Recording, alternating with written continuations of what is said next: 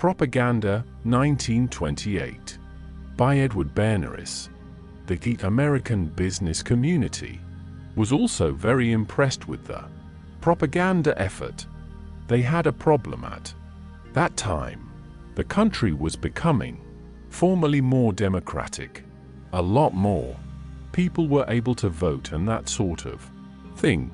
The country was becoming wealthier, and more people could participate, and a lot of new immigrants were coming in, and so on. So what do? It's going to be harder to run things as a private club. Therefore, obviously, you have to control what people think. There had been public relations specialists, but there was never a public relations industry. There was a guy hired to make Rockefeller's image look prettier and that sort of thing. But this huge public relations industry, which is a US invention and a monstrous industry, came out of the First World War. The leading figures were people in the Creel Commission. In fact, the main one, Edward Bernays, comes right out of the Creel Commission. He has a book that came out right afterwards called Propaganda. The term propaganda, incidentally, did not have negative connotations in those days. It was during the Second World War that the term became taboo because it was connected with Germany and all those bad things.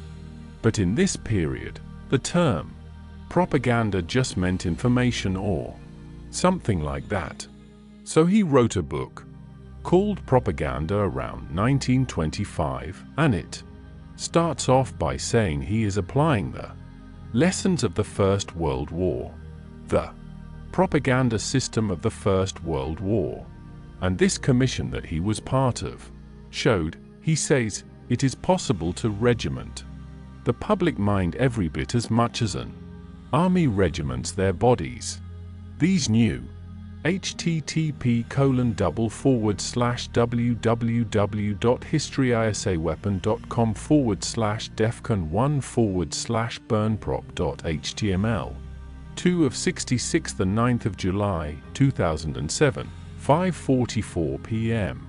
Techniques of regimentation of minds, he said, had to be used by the intelligent minorities in order to make sure that the slobs stay on the right course.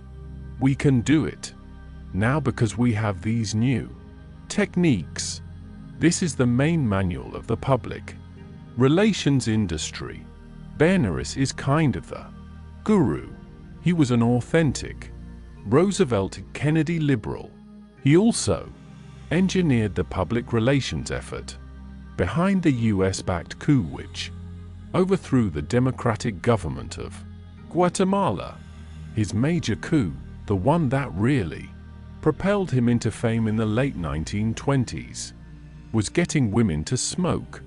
Women didn't smoke in those days, and he ran huge campaigns for Chesterfield. You know all the techniques, models and movie stars, with cigarettes coming out of their mouths, and that kind of thing. He got enormous praise for that. So he became a leading figure of the industry, and his book was the real manual. Noam Chomsky. From Chomsky's What Makes Mainstream Media. Mainstream, a talk at Z Media Institute.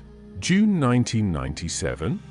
Contents: I. Organizing Chaos. 2. The New Propaganda. 3. The New Propagandists. 4. The Psychology of Public Relations. V. Business and the Public. 6. Propaganda and Political Leadership. 7. Women's Activities and Propaganda. 8. Propaganda for Education. 9. Propaganda in Social Service. X. Art and Science. 11. The Mechanics of Propaganda. Chapter 1. Organizing Chaos. Conscious and intelligent manipulation of the organized habits and opinions of the masses is an important element in democratic Society. Those who manipulate this unseen mechanism of society constitute an invisible government which is the true ruling power of our country. We are governed, our minds are molded, our tastes formed, our ideas suggested, largely by men we have never heard of. This is a logical result of the way in which our democratic society is organized. Vast numbers of human beings must cooperate in this manner if they are to live together as a smoothly functioning society. Our invisible governors are, in many cases, unaware of the identity of their fellow members in the inner cabinet. They govern us by their qualities of natural leadership, their ability to supply needed ideas, and by their key position in the social structure. Whatever attitude one chooses to take toward this condition, it remains a fact that in almost every act of our daily lives, whether in the sphere of politics or business, in our social conduct or our ethical thinking, we are dominated by the relatively small number of persons, a trifling fraction of our 120 million, who understand the mental processes and social patterns of the masses. It is they who pull the wires which control the public mind, who harness old social forces and contrive new ways to bind and guide the world. It is not usually realized how necessary these invisible governors are to the orderly functioning of our group life. In theory, every citizen may vote for whom he pleases. Our Constitution does not envisage political parties as part of the mechanism of government, and its framers seem not to have pictured to themselves the existence in our national politics of anything like the modern political machine. But the American voters soon found that without organization and direction, their individual votes, cast, perhaps, for dozens or hundreds of candidates, would produce nothing but confusion. Invisible government, in the shape of rudimentary political parties, arose almost overnight. Ever since then we have agreed, for the sake of simplicity and practicality, that party machines should narrow down the field of choice to 2 candidates, or at most 3 or 4. In theory, every citizen makes up his mind on public questions and matters of private conduct. In practice, if all men had to study for themselves the abstruse economic, political, and ethical data involved in every question, they would find it impossible to come to a conclusion about anything. We have voluntarily agreed to let an invisible government sift the data and high-spot the outstanding issues, so that our field of choice shall be narrowed to practical proportions.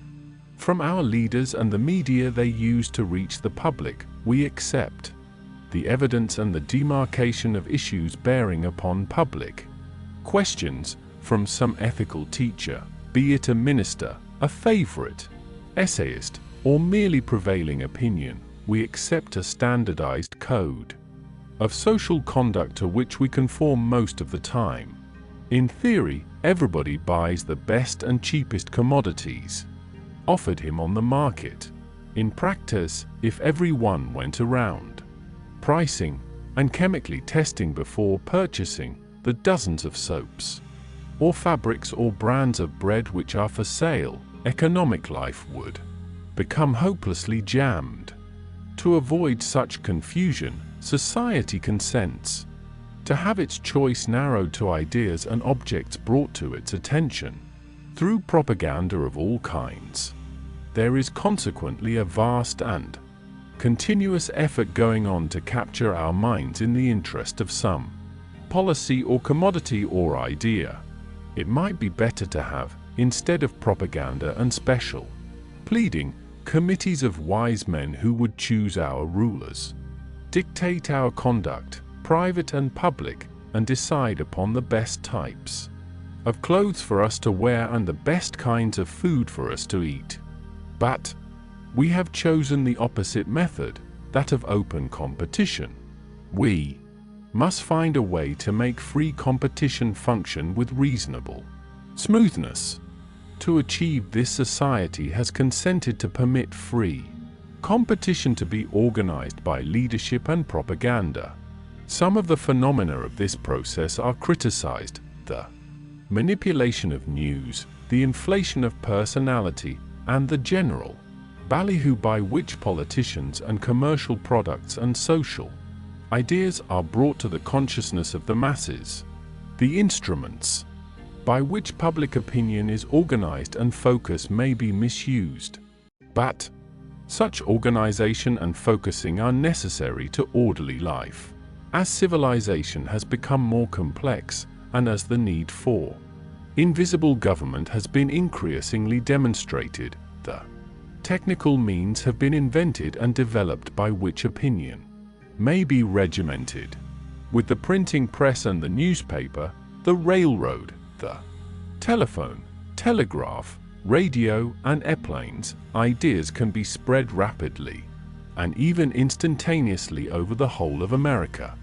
H. G. Wells senses the vast potentialities of these inventions when he writes in the New York Times, "Modern means of communication, the power afforded by print, telephone, wireless, and so forth, of rapidly putting through directive strategic or technical conceptions to a great number of cooperating centers, of getting quick replies and effective discussion, have opened up a new world of political processes. Ideas and phrases can now be given an effectiveness greater than the effectiveness of any personality and stronger than any sectional interest. The common design can be documented and sustained against perversion and betrayal. It can be elaborated and developed steadily and widely without personal, local, and sectional misunderstanding." What Mr. Wells says of political processes is equally true of commercial and social processes and all manifestations of mass activity. The groupings and affiliations of society today are no longer subject to local and sectional limitations. When the Constitution was adopted, the unit of organization was the village community, which produced the greater part of its own necessary commodities and generated its group ideas and opinions by personal contact and discussion directly among its citizens.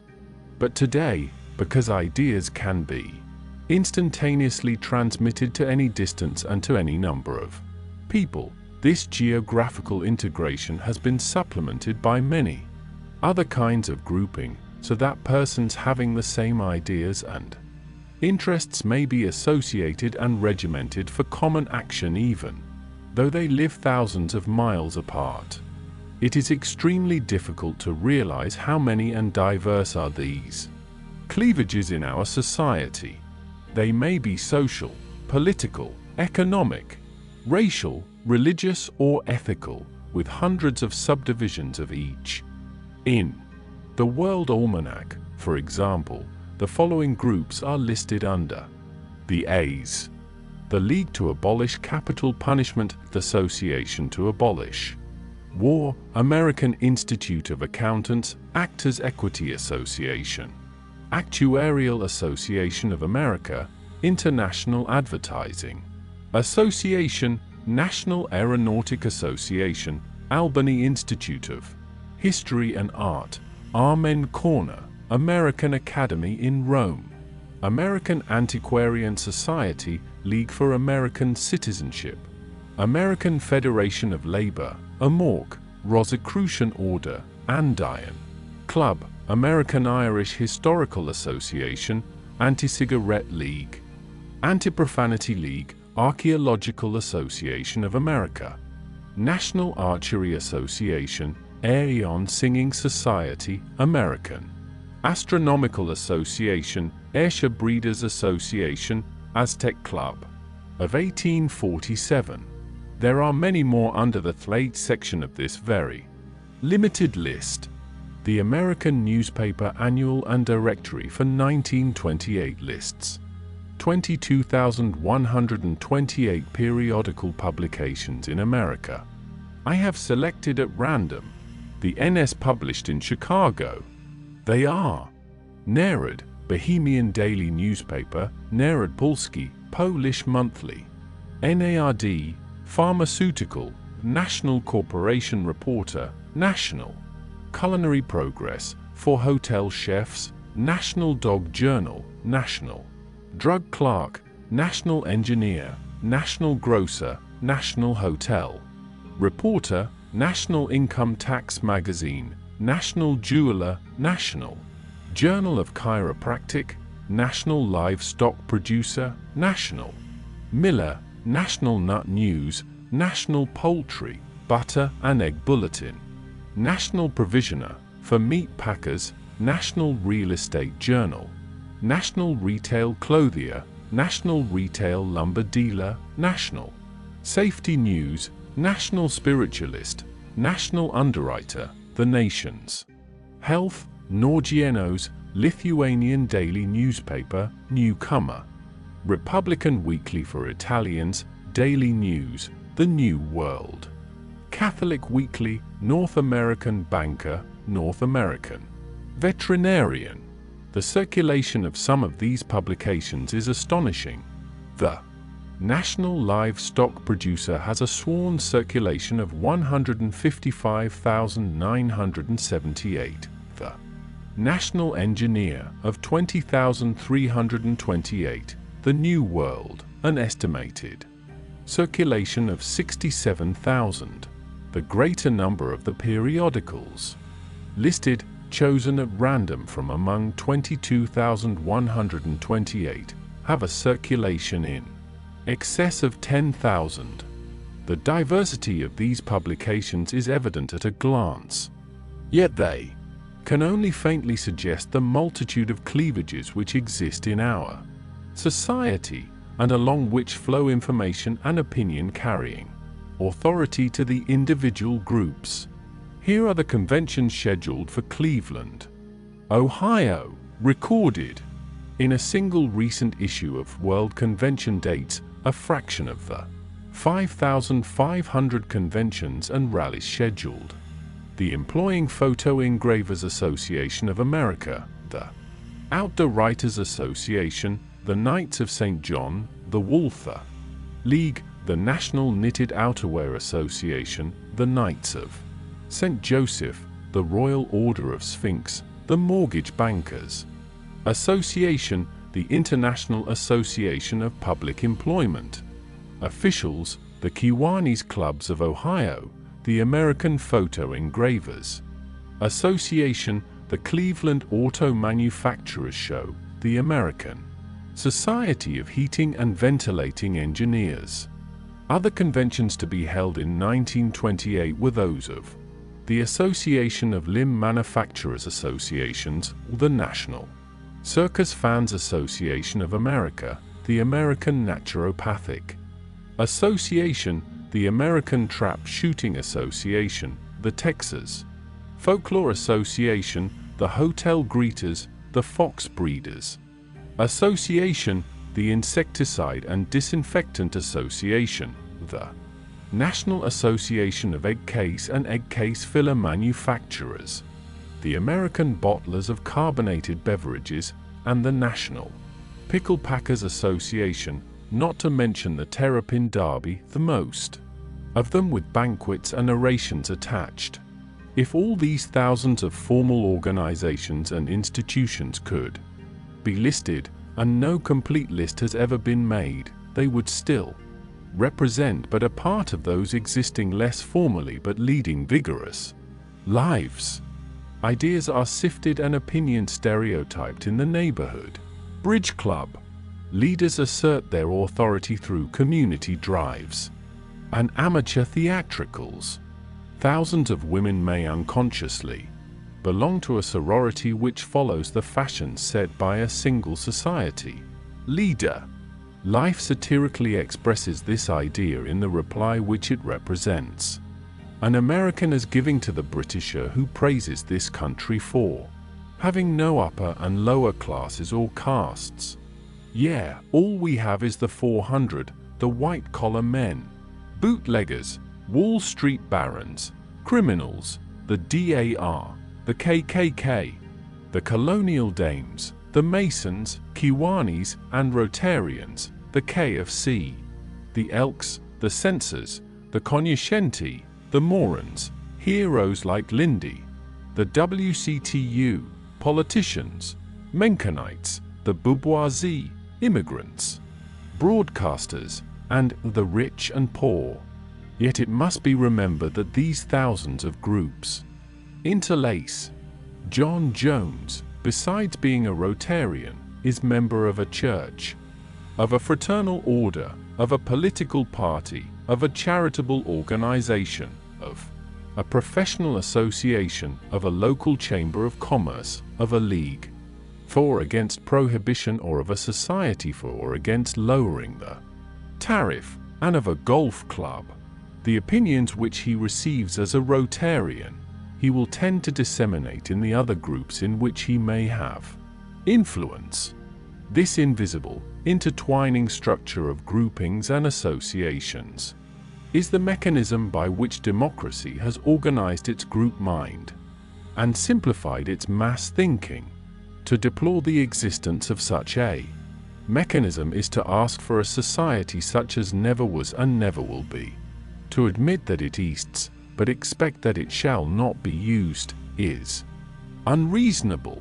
Emil Ludwig represents Napoleon as ever on the watch for indications of public opinion, always listening to the voice of the people, a voice which defies calculation. Do you know, he said in those days, what amazes me more than all else?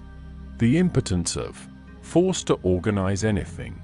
It is the purpose of this book to explain the structure of the mechanism which controls the public mind and to tell how it is manipulated by the special pleader who seeks to create public acceptance for a particular idea or commodity. It will attempt at the same time to find the due place in the modern democratic scheme for this new propaganda and to suggest its gradually evolving code of ethics and practice. Chapter 2. The New Propaganda. In the days when kings were kings, Louis XIV made his modest remark, "L'état c'est moi." He was nearly right. But times have changed. The steam engine, the multiple press, and the public school, that trio of the Industrial Revolution, have taken the power away from kings and given it to the people. The people actually gained power which the king lost, for economic power tends to draw after it political power, and the history of the Industrial Revolution shows how that power passed from the king and the aristocracy to the bourgeoisie. Universal suffrage and universal schooling reinforced this tendency, and at last even the bourgeoisie stood in fear of the common people, for the masses promised to become king. Today, however, a reaction has set in. The minority has discovered a powerful help in influencing majorities. It has been found possible so to mold the mind of the masses that they will throw their newly gained strength in the desired direction. In the present structure of society, this practice is inevitable. Whatever of social importance is done today, whether in politics, finance, manufacture, agriculture, charity, education, or other fields, must be done with the help of propaganda. Propaganda is the executive arm of the invisible government. Universal literacy was supposed to educate the common man to control his environment. Once he could read and write, he would have a mind fit to rule. So ran the democratic doctrine. But instead of a mind, universal literacy has given him rubber stamps inked with advertising slogans, with editorials, with published scientific data, with the trivialities of the tabloids and the platitudes of history, but quite innocent of original thought.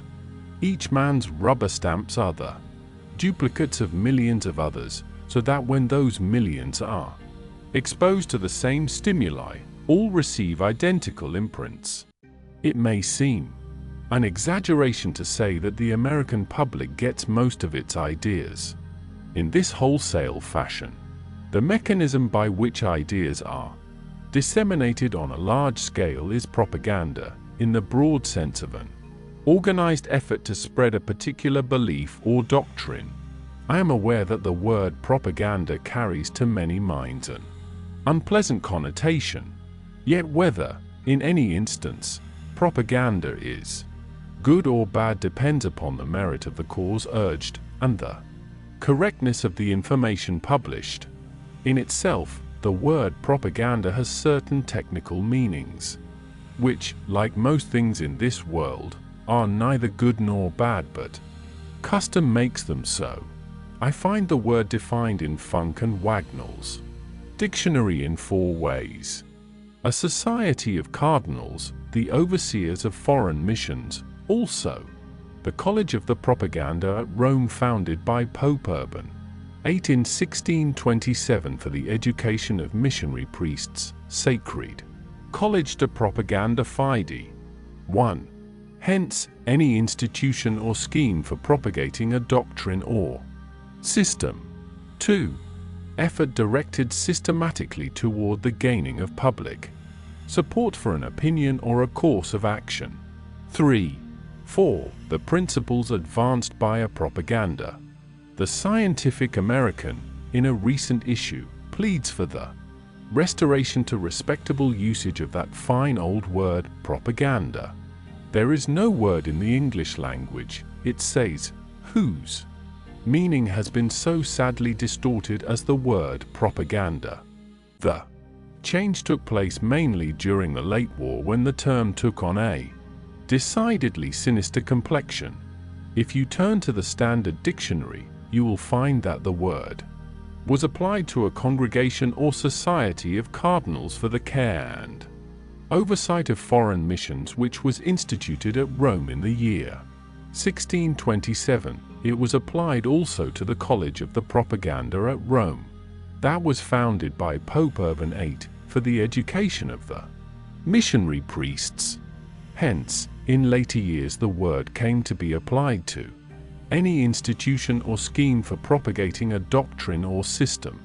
Judged by this definition, we can see that in its true sense, propaganda is a perfectly legitimate form of human activity.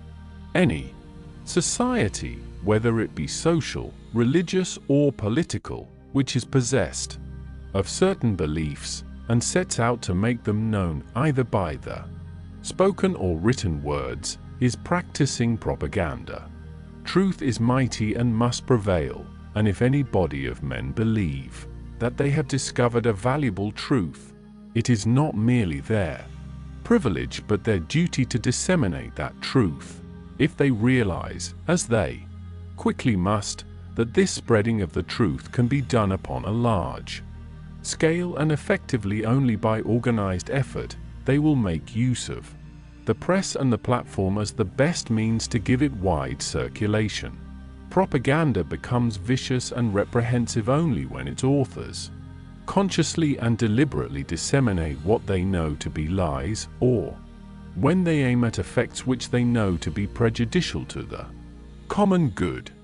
Propaganda, in its proper meaning, is a perfectly wholesome word, of honest parentage, and with an honorable history. The fact that it should today be carrying a sinister meaning merely shows how much of the child remains in the average adult.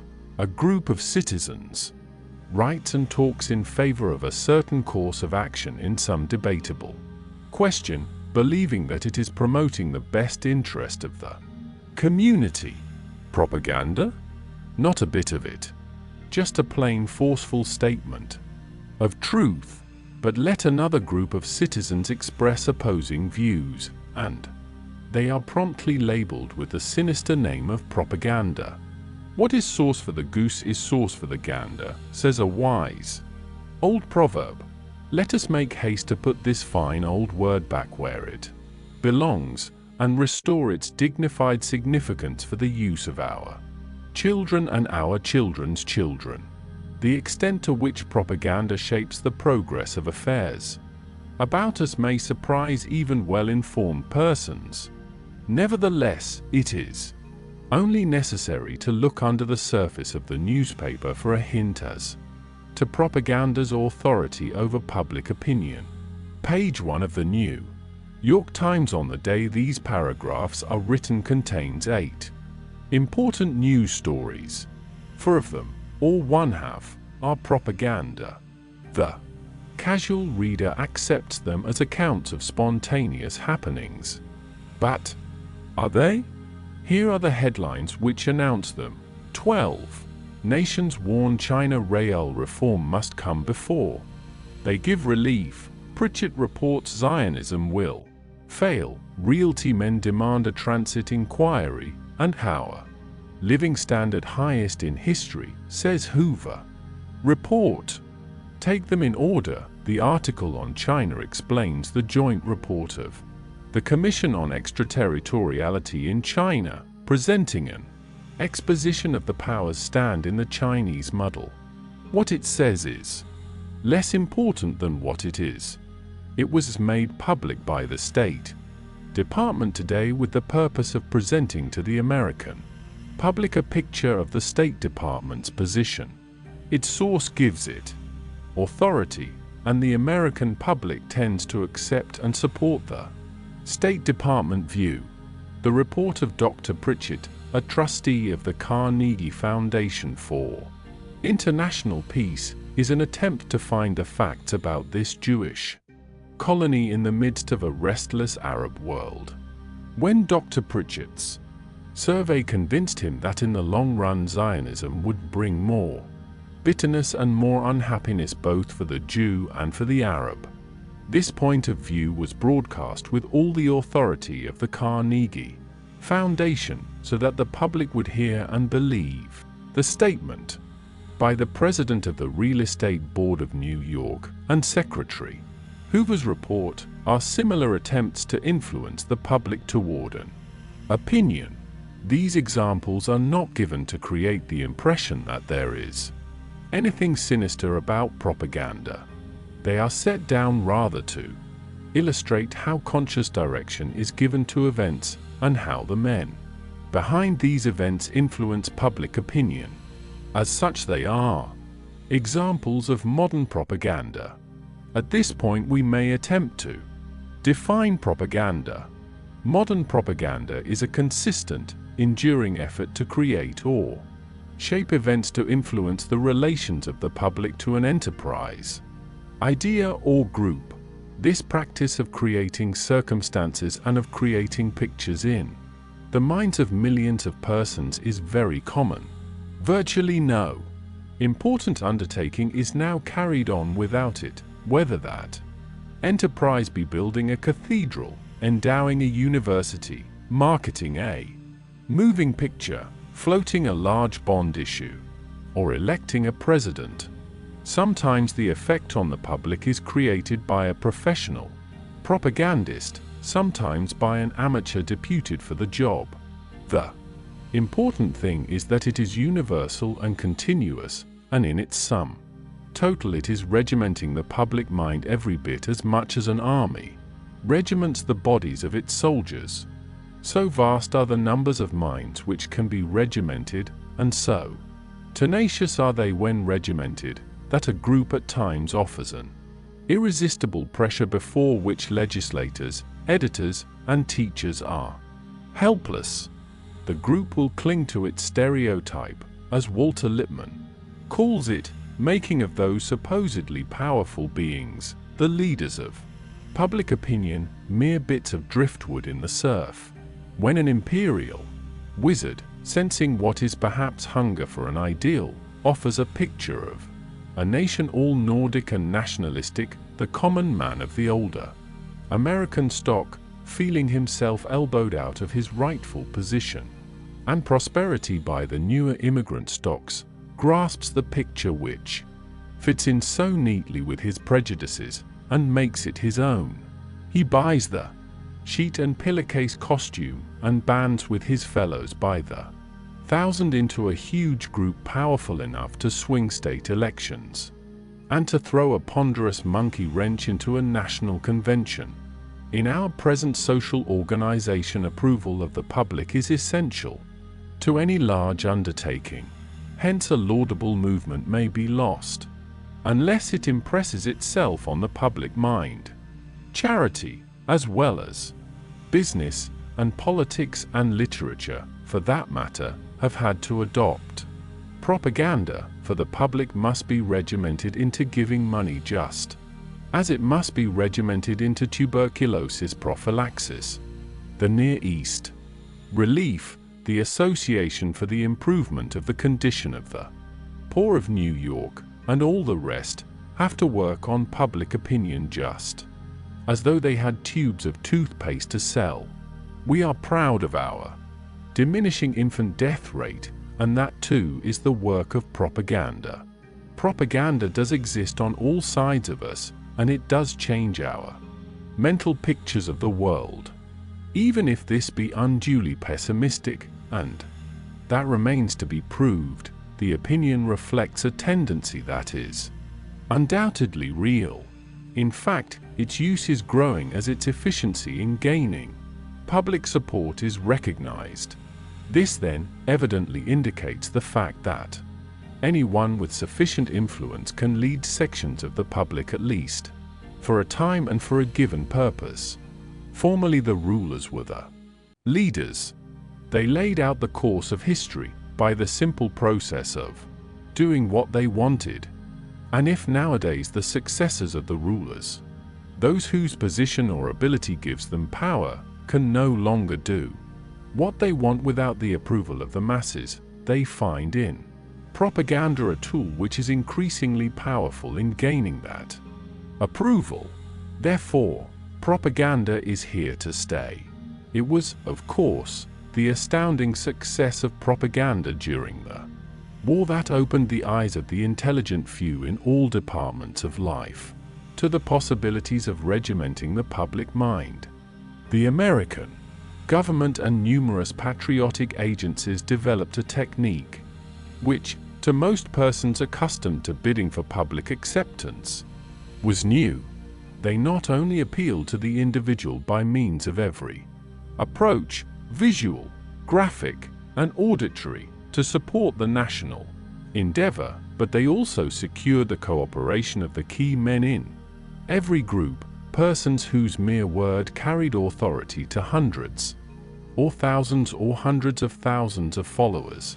They thus automatically gained the support of fraternal, religious, commercial, patriotic, social and local groups whose members took their opinions from their accustomed leaders and spokesmen, or from the periodical publications which they were accustomed to read and believe. At the same time, the manipulators of patriotic opinion made use of the mental cliches and the emotional habits of the public to produce mass reactions against the alleged atrocities, the terror and the tyranny of the enemy.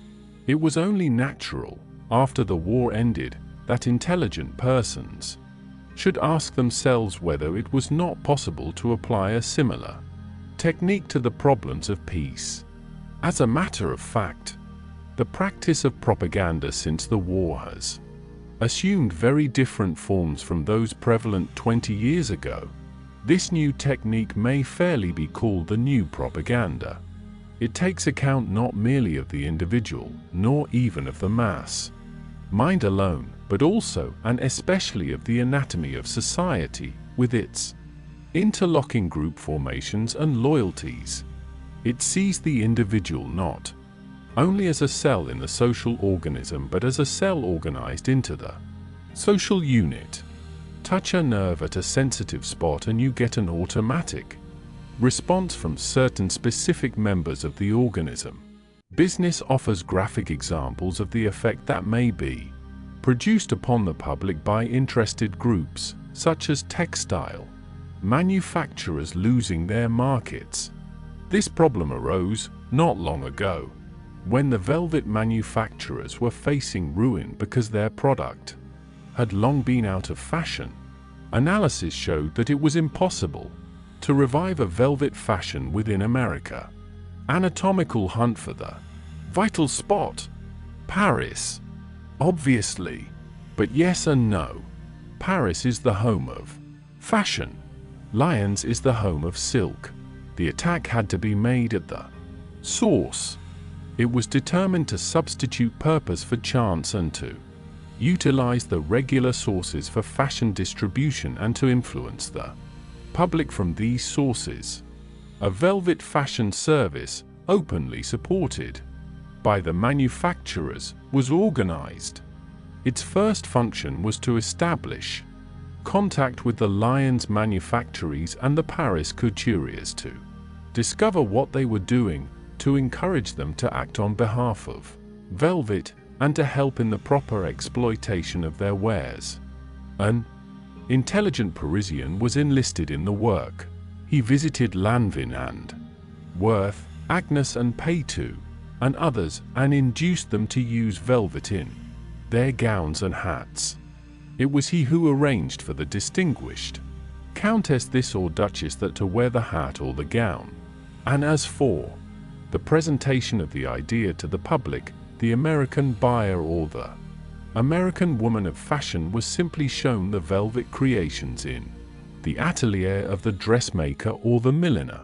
She bought the velvet because she liked it and because it was in fashion.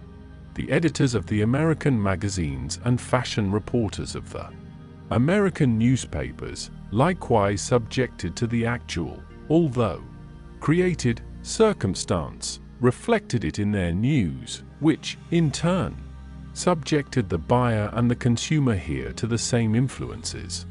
The result was that what was at first a trickle of velvet became a flood. A demand was slowly, but deliberately, created in Paris and America.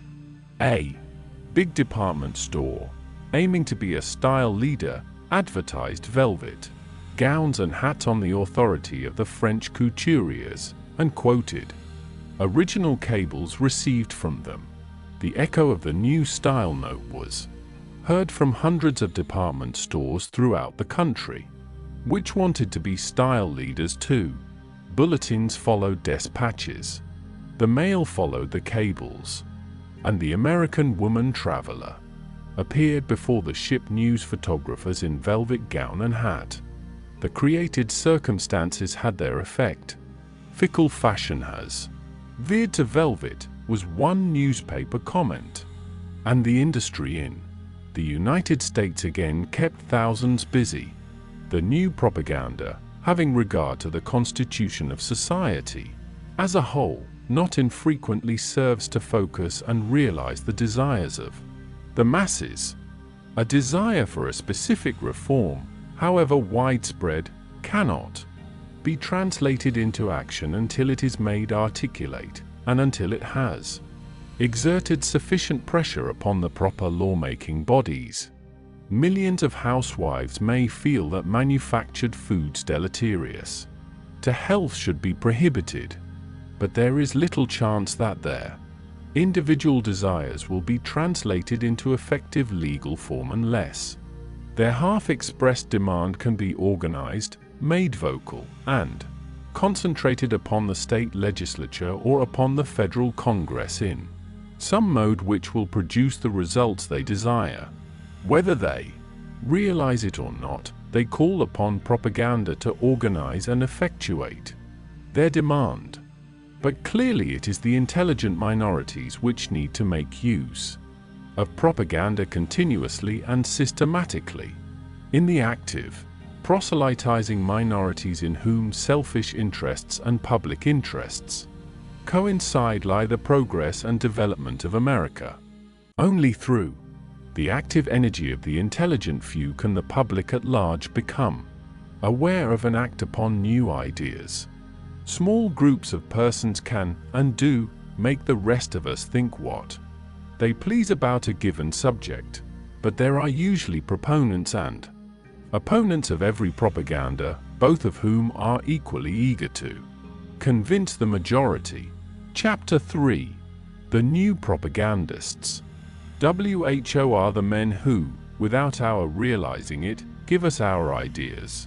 Tell us whom to admire and whom to despise, what to believe about the ownership of public utilities, about the tariff, about the price of rubber, about the Dawes Plan, about immigration, who tell us how our houses should be designed, what furniture we should put into them, what menus we should serve on our table, what kind of shirts we must wear, what sports we should indulge in, what plays we should see, what charities we should support, what pictures we should admire, what slang we should affect, what jokes we should laugh at.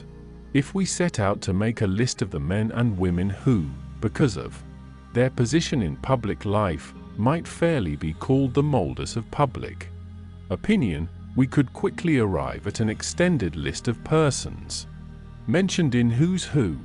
It would obviously include the President of the United States and the members of his cabinet, the senators and representatives in Congress, the governors of our 48 states, the presidents of the chambers of commerce in our 100 largest cities, the chairman of the boards of directors of our 100 or more largest industrial corporations, the president of many of the labor unions affiliated in the American Federation of Labor, the national president of each of the national professional and fraternal organizations, the president of each of the racial or language societies in the country, the 100 leading newspaper and magazine editors, the 50 most popular authors, the presidents of the 50 leading charitable organizations, the 20 leading theatrical or cinema producers, the 100 recognized leaders of fashion, the most popular and influential clergymen in the 100 leading cities, the presidents of our colleges and universities and the foremost members of their faculties, the most powerful financiers in Wall Street, the most noted amateurs of sport, and so on. Such a list would comprise several thousand persons. But it is well known that many of these leaders are themselves led, sometimes by persons whose names are known to few. Many a congressman, in framing his platform, follows the suggestions of a district boss whom few persons outside the political machine have ever heard of. Eloquent divines may have great influence in their communities, but often take their doctrines from a higher ecclesiastical authority. The presidents of chambers of commerce mold the thought of local businessmen concerning public issues, but the opinions which they promulgate are usually derived from some national authority. A presidential candidate may be drafted in response to overwhelming popular demand, but it is well known that his name may be decided upon by half a dozen men sitting around a table in a hotel room. In some instances, the power of invisible wire pullers is flagrant. The power of the invisible cabinet which deliberated at the poker table in a certain little greenhouse in Washington has become a national legend. There was a period in which the major policies of the national government were dictated by a single man, Mark Hanna. A Simmons may, for a few years, succeed in marshalling millions of men on a platform of intolerance and violence. Such persons typify in the public mind the type of ruler associated with the phrase invisible government. But we do not often stop to think that there are dictators in other fields whose influence is just as decisive as that of the politicians I have mentioned. An Irene Castle can establish the fashion of short hair which dominates 9/10 of the women who make any pretense to being fashionable.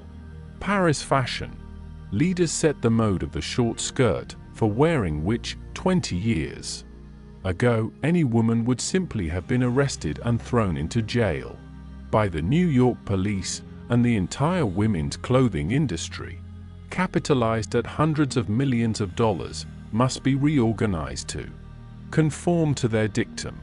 There are invisible rulers who control the destinies of millions. It is not generally realized to what extent the words and actions of our most influential public men are dictated by shrewd persons operating behind the scenes, nor, what is still more important, the extent to which our thoughts and habits are modified by authorities in some departments of our daily life in which we imagine ourselves free agents. We are ruled by dictators exercising great power. A man buying a suit of clothes imagines that he is choosing, according to his taste and his personality, the kind of garment which he prefers. In reality, he may be obeying the orders of an anonymous gentleman tailor in London. This personage is the silent partner in a modest tailoring establishment which is patronized by gentlemen of fashion and princes of the blood. He suggests to British noblemen and others a blue cloth instead of grey, 2 buttons instead of 3, or sleeves a quarter of an inch narrower than last season. The distinguished customer approves of the idea. But how does this fact affect John Smith of Topeka? The gentleman tailor is under contract with a certain large American firm which manufactures men's suits to send them instantly. The designs of the suits chosen by the leaders of London fashion. Upon receiving the designs, with specifications as to color, weight and texture, the firm immediately places an order with the cloth makers for several $100,000 worth of cloth. The suits made up according to the specifications are then advertised as the latest fashion. The fashionable men in New York, Chicago, Boston, and Philadelphia wear them, and the Topeka man, recognizing this leadership, does the same. Women are just as subject to the commands of invisible government as are men. A silk manufacturer, seeking a new market for its product, suggested to a large manufacturer of shoes that women's shoes should be covered with silk to match their dresses. The idea was adopted and systematically propagandized. A popular actress was persuaded to wear the shoes. The fashion spread. The shoe firm was ready with the supply to meet the created demand. And the silk company was ready with the silk for more shoes. The man who injected this idea into the shoe industry was ruling women in one department of their social lives. Different men rule us in the various departments of our lives. There may be one power behind the throne in politics, another in the manipulation of the federal discount rate, and still another in the dictation of next season's dances. If there were a national invisible cabinet ruling our destinies, a thing which is not impossible to conceive of, it would work through certain group leaders on Tuesday for one purpose, and through an entirely different set on Wednesday for another. The idea of invisible government is relative. There may be a handful of men who control the educational methods of the great majority of our schools. Yet from another standpoint, every parent is a group leader with authority over his or her children. The invisible government tends to be concentrated in the hands of the few because of the expense of manipulating the social machinery, which controls the opinions and habits of the masses. To advertise on a scale which will reach 50 million persons is expensive. To reach and persuade the group leaders who dictate the public's thoughts and actions is likewise expensive. For this reason, there is an increasing tendency to concentrate the functions of propaganda in the hands of the propaganda specialist. This specialist is more and more assuming a distinct place and function in our national life. New activities call for new nomenclature. The propagandist who specializes in interpreting enterprises and ideas to the public, and in interpreting the public to promulgators of new enterprises and ideas, has come to be known by the name of Public Relations Counsel. The new profession of public relations has grown up because of the increasing complexity of modern life and the consequent necessity for making the actions of one part of the public understandable to other sectors of the public. It is due, too, to the increasing dependence of organized power of all sorts upon public opinion.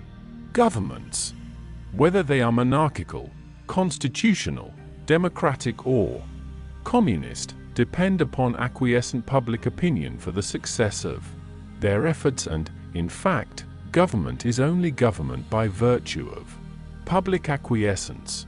Industries, public utilities, educational movements, indeed all groups representing any concept or product, whether they are majority or minority ideas, succeed only because of approving public opinion. Public opinion is the unacknowledged partner in all broad efforts.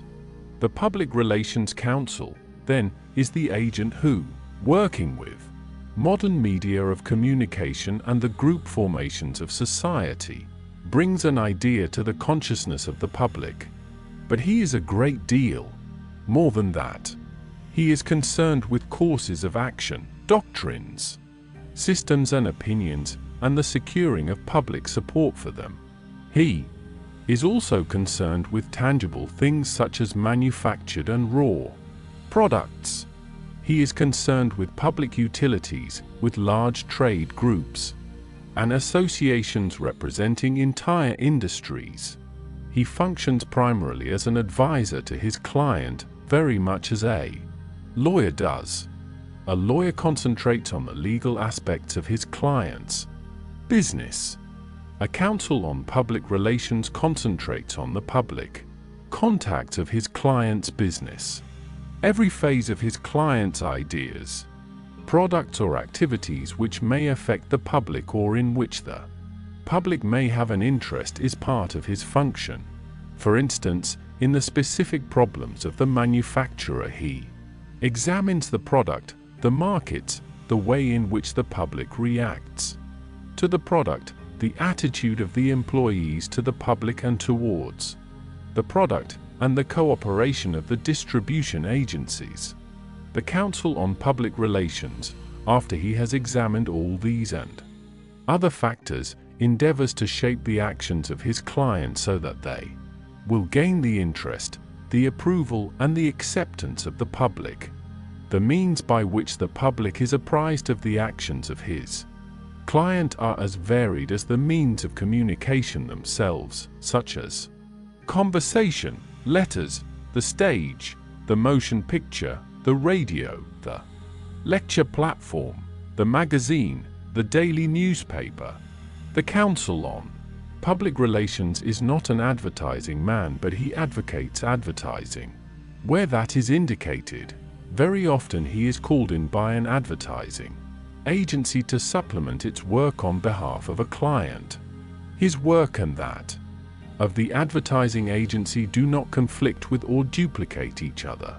His first efforts are, naturally, devoted to analyzing his clients' problems and making sure that what he has to offer the public is something which the public accepts or can be brought to accept.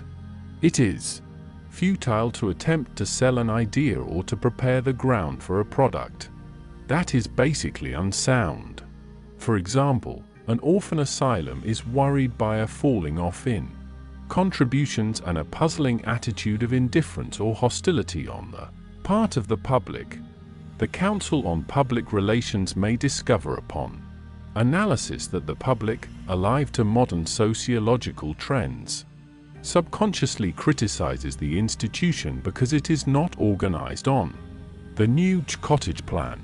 He will advise modification of the client in this respect, or a railroad may be urged to put on a fast train for the sake of the prestige which it will lend to the road's name and hence to its stocks and bonds. If the corset makers, for instance, wish to bring their product into fashion again, he would unquestionably advise that the plan was Impossible, since women have definitely emancipated themselves from the old-style corset. Yet his fashion advisors might report that women might be persuaded to adopt a certain type of girdle which eliminated the unhealthful features of the corset. His next effort is to analyze his public. He studies the groups which must be reached and the leaders through whom he may approach these groups. Social groups, economic groups, geographical groups, age groups, doctrinal groups, language groups, cultural groups. All these represent the divisions through which, on behalf of his client, he may talk to the public. Only after this double analysis has been made and the results collated has the time come for the next step, the formulation of policies governing the general practice, procedure, and habits of the client in all those aspects in which he comes in contact with the public.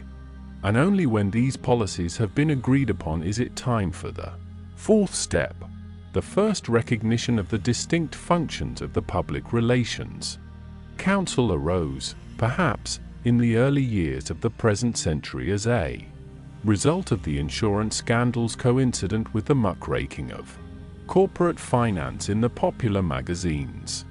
The interests thus attacked suddenly realized that they were completely out of touch with the public they were professing to serve and required expert advice to show them how they could understand the public and interpret themselves to it.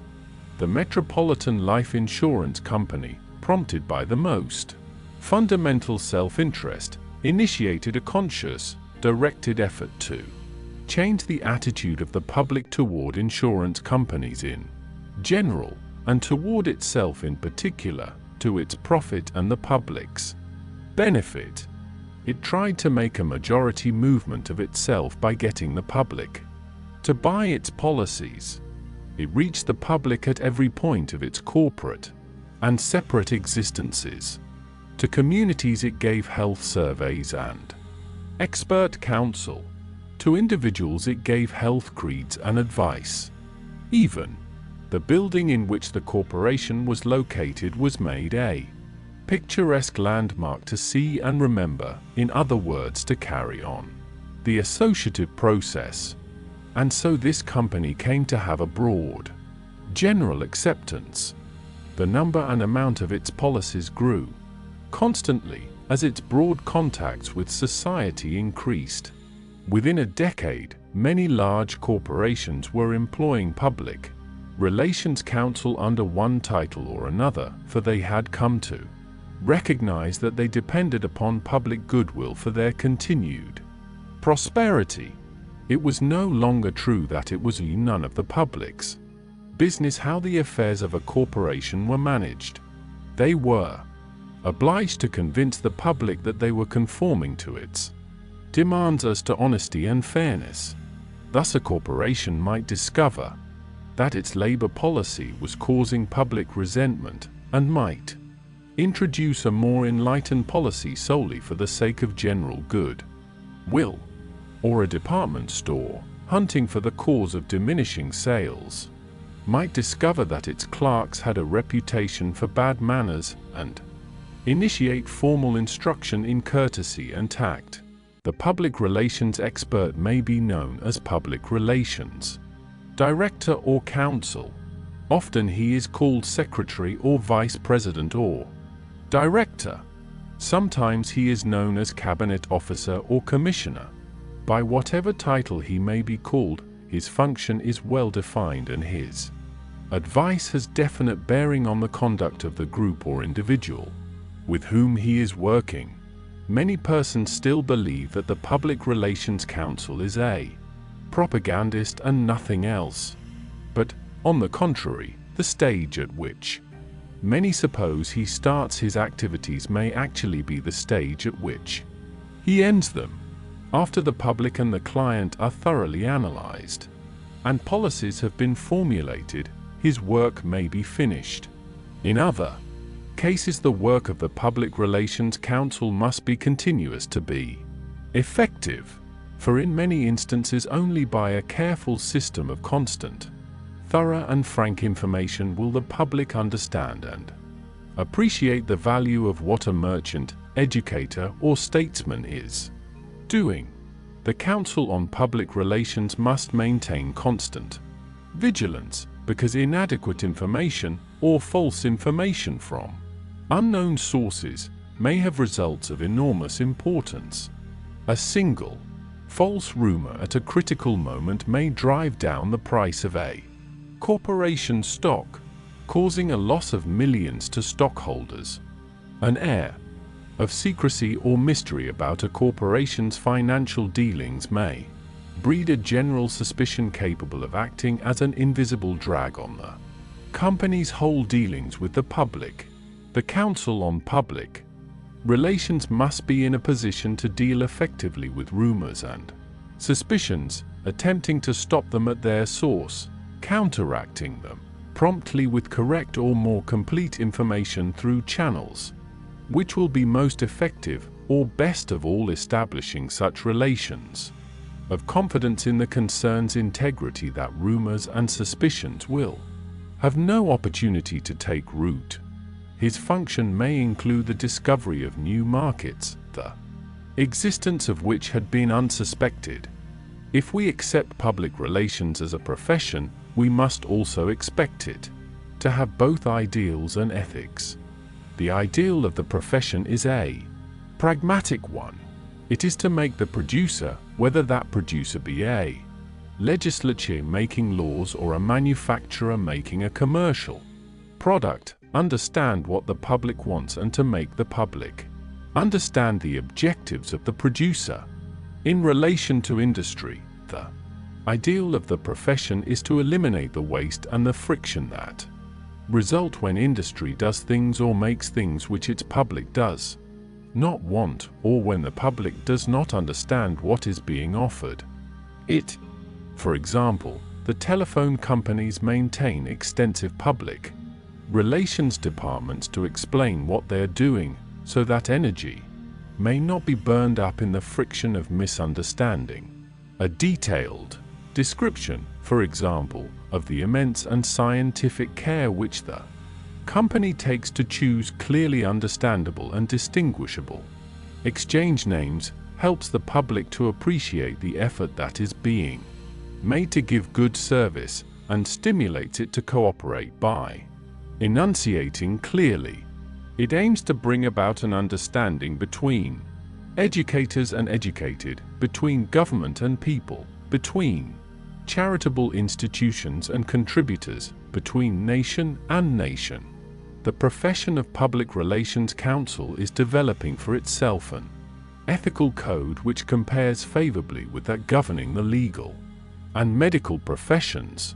In part, this code is forced upon the public relations counsel by the very conditions of his work, while recognizing, just as the lawyer does, that everyone has the right to present his case in its best light. He nevertheless refuses a client whom he believes to be dishonest, a product which he believes to be fraudulent, or a cause which he believes to be antisocial.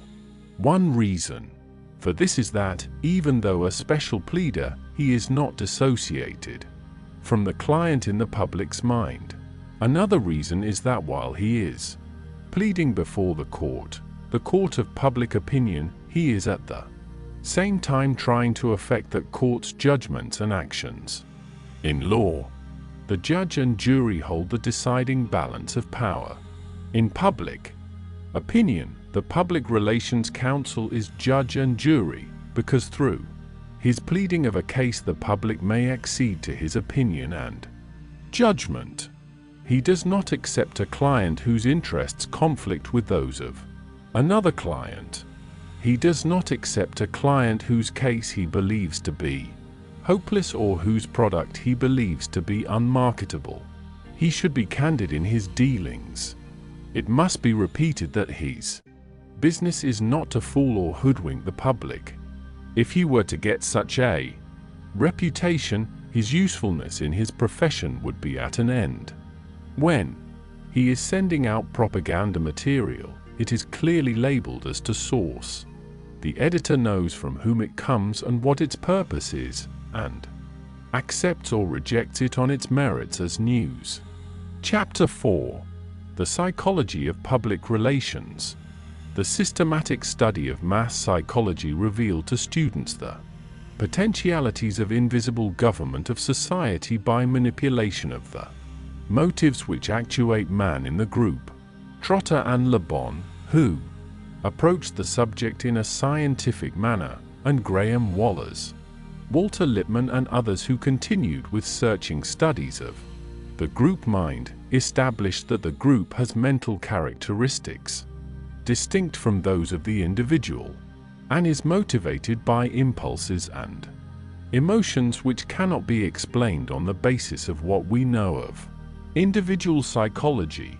So the question naturally arose, if we understand the mechanism and motives of the group mind, is it not possible to control and regiment the masses according to our will, without their knowing it? The recent practice of propaganda has proved that it is possible, at least up to a certain point and within certain limits.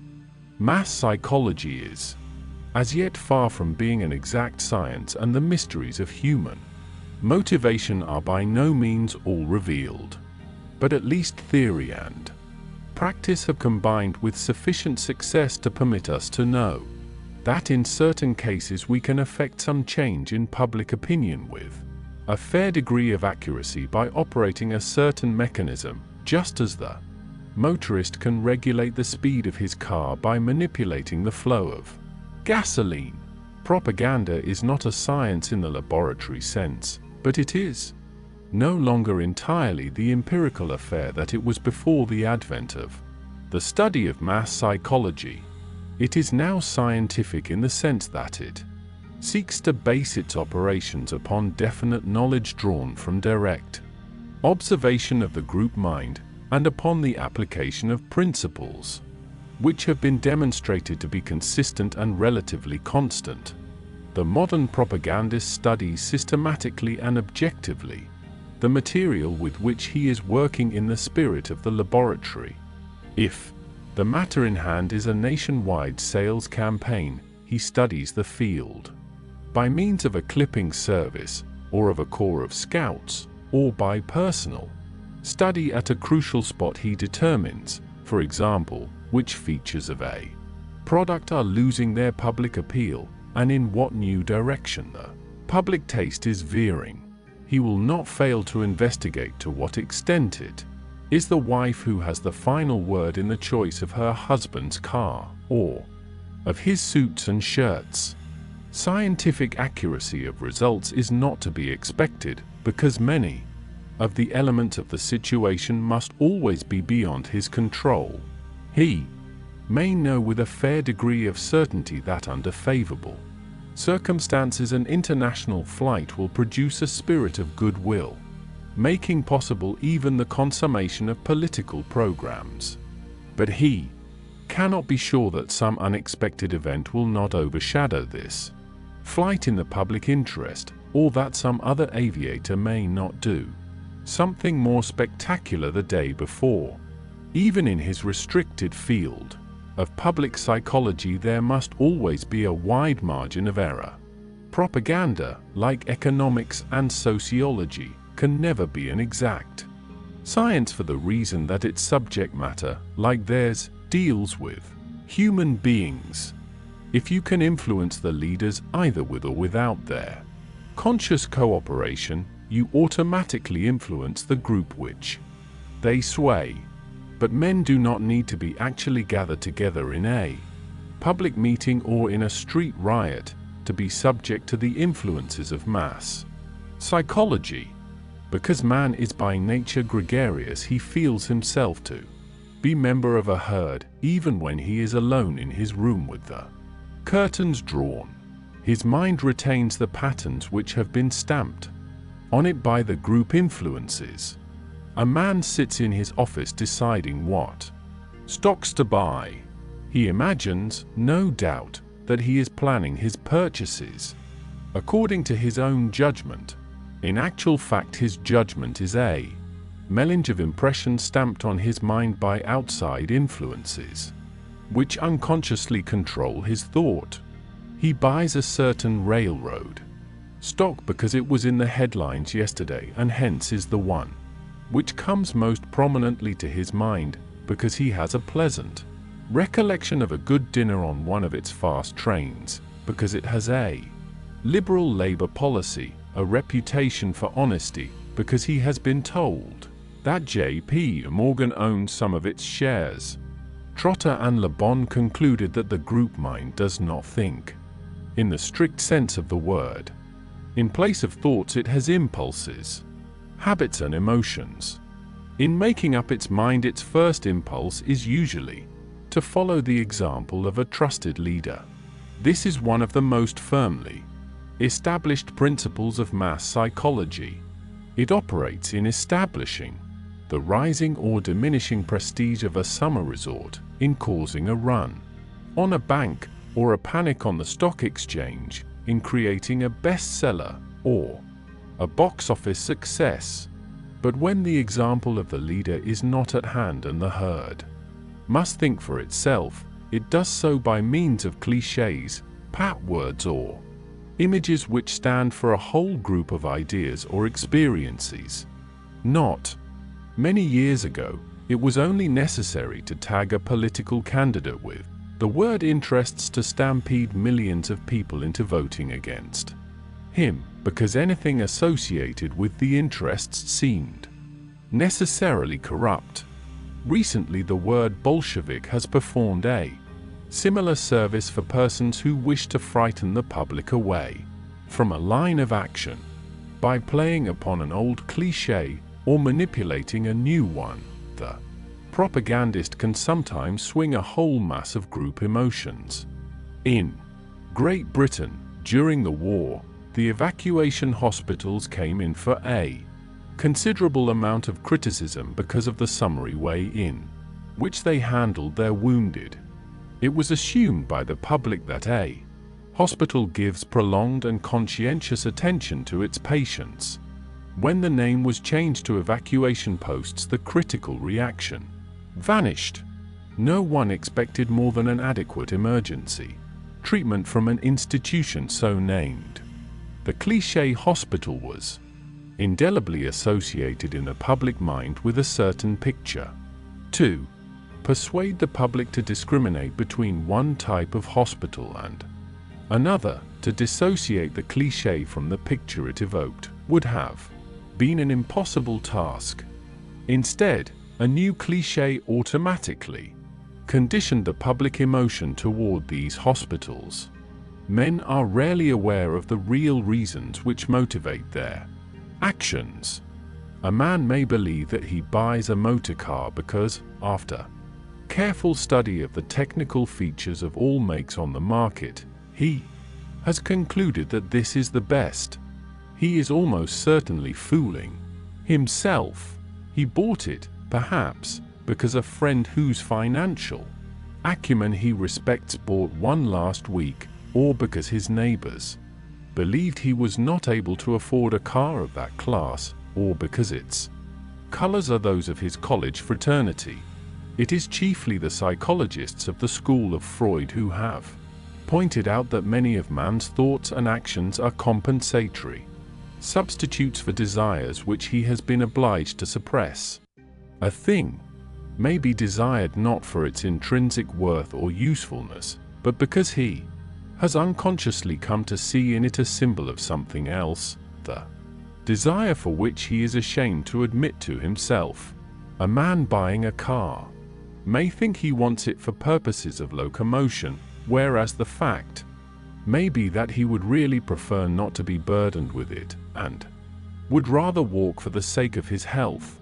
He may really want it because it is a symbol of social position and evidence of his success in business, or a means of pleasing his wife. This general principle, that men are very largely actuated BV motives which they conceal from themselves, is as true of mass as of individual psychology. It is evident that the successful propagandist must understand the true motives and not be content to accept the reasons which men give for what they do. It is not sufficient to understand only the mechanical structure of society, the groupings and cleavages and loyalties. An engineer may know all about the cylinders and pistons of a locomotive, but unless he knows how steam behaves under pressure, he cannot make his engine run. Human desires are the steam which makes the social machine work. Only by understanding them can the propagandist control that vast, loose-jointed mechanism which is modern society. The old propagandist based his work on the mechanistic reaction psychology then in vogue in our colleges. This assumed that the human mind was merely an individual machine, a system of nerves and nerve centers, reacting with mechanical regularity to stimuli, like a helpless, will-less automaton. It was the special pleader's function to provide the stimulus which would cause the desired reaction in the individual purchaser.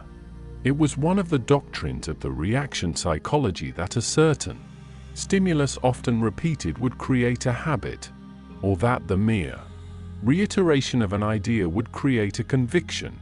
Suppose the old type of salesmanship acting for a meat packer was seeking to increase the sale of bacon. It would reiterate innumerable times in full-page advertisements, "Eat more bacon. Eat bacon because it is cheap, because it is good, because it gives you reserve energy." The newer salesmanship, understanding the group structure of society and the principles of mass psychology, would first ask, who is it that influences the eating habits of the public?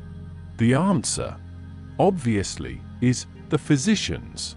The new salesman will then suggest to physicians to say publicly that it is wholesome to eat bacon. He knows, as a mathematical certainty, that large numbers of persons will follow the advice of their doctors because he understands the psychological relation of dependence of men upon their physicians. The old-fashioned propagandist, using almost exclusively the appeal of the printed word, tried to persuade the individual reader to buy a definite article immediately. This approach is exemplified in a type of advertisement which used to be considered ideal from the point of view of directness and effectiveness. You, perhaps with a finger pointing at the reader, buy O'Leary's rubber heels now. The advertiser sought by means of reiteration and emphasis, directed upon the individual, to break down or penetrate sales resistance. Although the appeal was aimed at 50 million persons, it was aimed at each as an individual. The new salesmanship has found it possible, by dealing with men in the mass through their group formations, to set up psychological and emotional currents which will work for him. Instead of assaulting sales resistance by direct attack, he is interested in removing sales resistance. He creates circumstances which will swing emotional currents so as to make for purchaser demand. If, for instance, I want to sell pianos, it is not sufficient to blanket the country with a direct appeal, such as, "You buy a Mozart piano now. It is cheap. The best artists use it. It will last for years." The claims may all be true, but they are in direct conflict with the claims of other piano manufacturers and in indirect competition with the claims of a radio or a motor car, each competing for the consumer's dollar. What are the true reasons why the purchaser is planning to spend his money on a new car instead of on a new piano? Because he has decided that he wants the commodity called locomotion more than he wants the commodity called music? Not altogether. He buys a car because it is at the moment the group custom to buy cars. The modern propagandist therefore sets to work to create circumstances which will modify that custom. He appeals perhaps to the home instinct, which is fundamental. He will endeavor to develop public acceptance of the idea of a music room in the home. This he may do, for example, by organizing an exhibition of period music, rooms designed by well-known decorators who themselves exert an influence on the buying groups. He enhances the effectiveness and prestige of these rooms by putting in them rare and valuable tapestries. Then, in order to create dramatic interest in the exhibit, he stages an event or ceremony.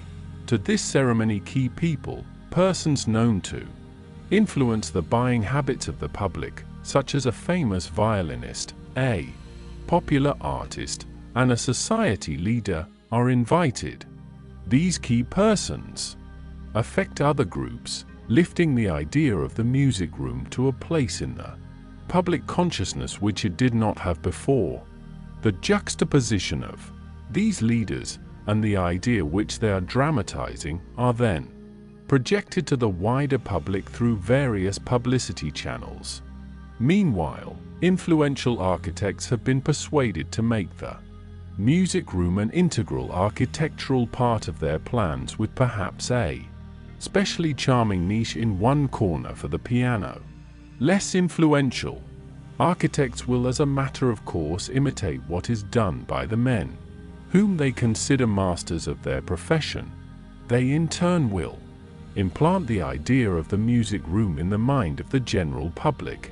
The music room will be accepted because it has been made the thing, and the man or woman who has a music room, or has arranged a corner of the parlor as a musical corner, will naturally think of buying a piano. It will come to him as his own idea. Under the old salesmanship, the manufacturer said to the prospective purchaser, "Please buy a piano." The new salesmanship has reversed the process and caused the prospective purchaser to say to the manufacturer, "Please sell me a piano." The value of the associative processes in propaganda is shown in connection with a large real estate development. To emphasize that Jackson Heights was socially desirable, every attempt was made to produce this associative process. A benefit performance of the Jitney Players was staged for the benefit of earthquake victims of Japan, under the auspices of Mrs. Aestia and others. The social advantages of the place were projected, a golf course was laid out and a clubhouse planned. When the post office was opened, the Public Relations Council attempted to use it as a focus for national interest and discovered that its opening fell coincident with a date important in the annals of the American Postal Service. This was then made the basis of the opening. When an attempt was made to show the public the beauty of the apartments, a competition was held among interior decorators for the best furnished apartment in Jackson Heights. An important committee of judges decided. This competition drew the approval of well-known authorities, as well as the interest of millions, who were made cognizant of it through newspaper and magazine and other publicity, with the effect of building up definitely the prestige of the development. One of the most effective methods is the utilization of the group formation of modern society in order to spread ideas. An example of this is the nationwide competitions for sculpture in ivory soap, open to school children in certain age groups as well as professional sculptors. A sculptor of national reputation found ivory soap an excellent medium for sculpture. The Procter & Gamble Company offered a series of prizes for the best sculpture in white soap. The contest was held under the auspices of the Art Center in New York City, an organization of high standing in the art world. School superintendents and teachers throughout the country were glad to encourage the movement as an educational aid for schools. Practice among school children as part of their art courses was stimulated. Contests were held between schools, between school districts and between cities. Ivory soap was adaptable for sculpturing in the homes because mothers saved the shavings and the imperfect efforts for laundry purposes. The work itself was clean. The best pieces are selected from the local competitions for entry in the national contest. This is held annually at an important art gallery in New York, whose prestige with that of the distinguished judges establishes the contest as a serious art event. In the first of these national competitions, about 500 pieces of sculpture were entered. In the third, 2,500. And in the fourth, more than 4,000. If the carefully selected pieces were so numerous, it is evident that a vast number were sculptured during the year, and that a much greater number must have been made for practice purposes. The goodwill was greatly enhanced by the fact that this soap had become not merely the concern of the housewife but also a matter of personal and intimate interest to her children. A number of familiar psychological motives were set in motion in the carrying out of this campaign: the aesthetic, the competitive, the gregarious. Much of the sculpturing was done in school groups, the snobbish, the impulse to follow the example of a recognized leader, the exhibitionist, and, last but by no means least, the maternal. All these motives and group habits were put in concerted motion by the simple machinery of group leadership and authority. As if actuated by the pressure of a button, people began working for the client for the sake of the gratification obtained in the sculpture work itself. This point is most important in successful propaganda work. The leaders who lend their authority to any propaganda campaign will do so only if it can be made to touch their own interests. There must be a disinterested aspect of the propagandist's activities. In other words, it is one of the functions of the Public Relations Counsel to discover at what points his client's interests coincide with those of other individuals or groups. In the case of the soap sculpture competition, the distinguished artists and educators who sponsored the idea were glad to lend their services and their names because the competitions really promoted an interest which they had at heart: the cultivation of the aesthetic impulse. Among the younger generation, such coincidence and overlapping of interests is as infinite as the interlacing of group formations themselves. For example, a railway wishes to develop its business. The Council on Public Relations makes a survey to discover at what points its interests coincide with those of its prospective customers. The company then establishes relations with chambers of commerce along its right-of-way and assists them in developing their communities. It helps them to secure new plants and industries for the town.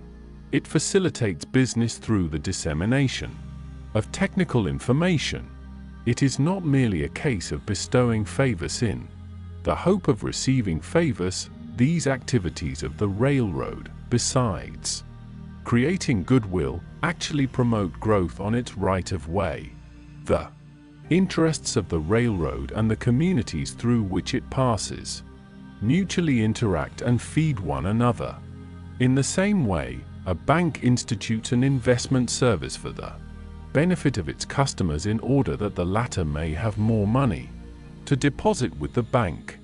Or a jewelry concern develops an insurance department to insure the jewels it sells in order to make the purchaser feel greater security in buying jewels. Or a baking company establishes an information service suggesting recipes for bread to encourage new uses for bread in the home.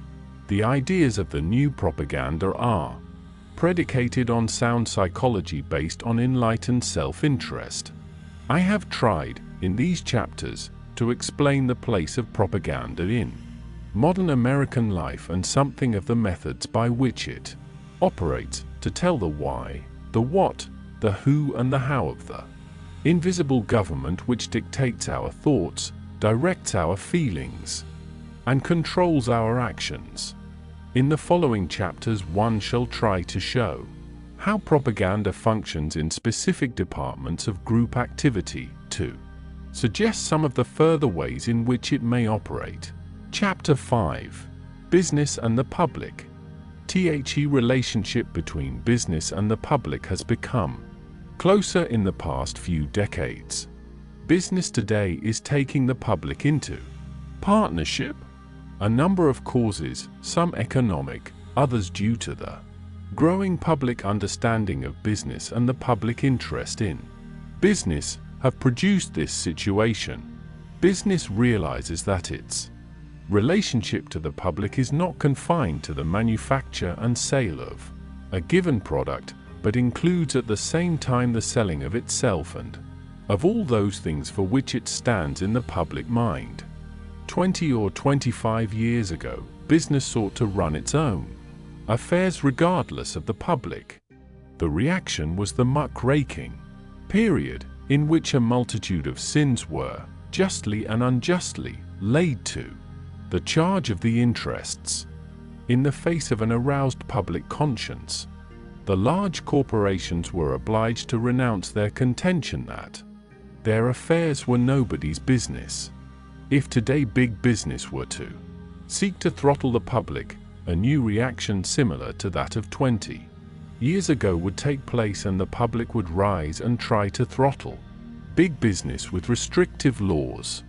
Business is conscious of the public's conscience.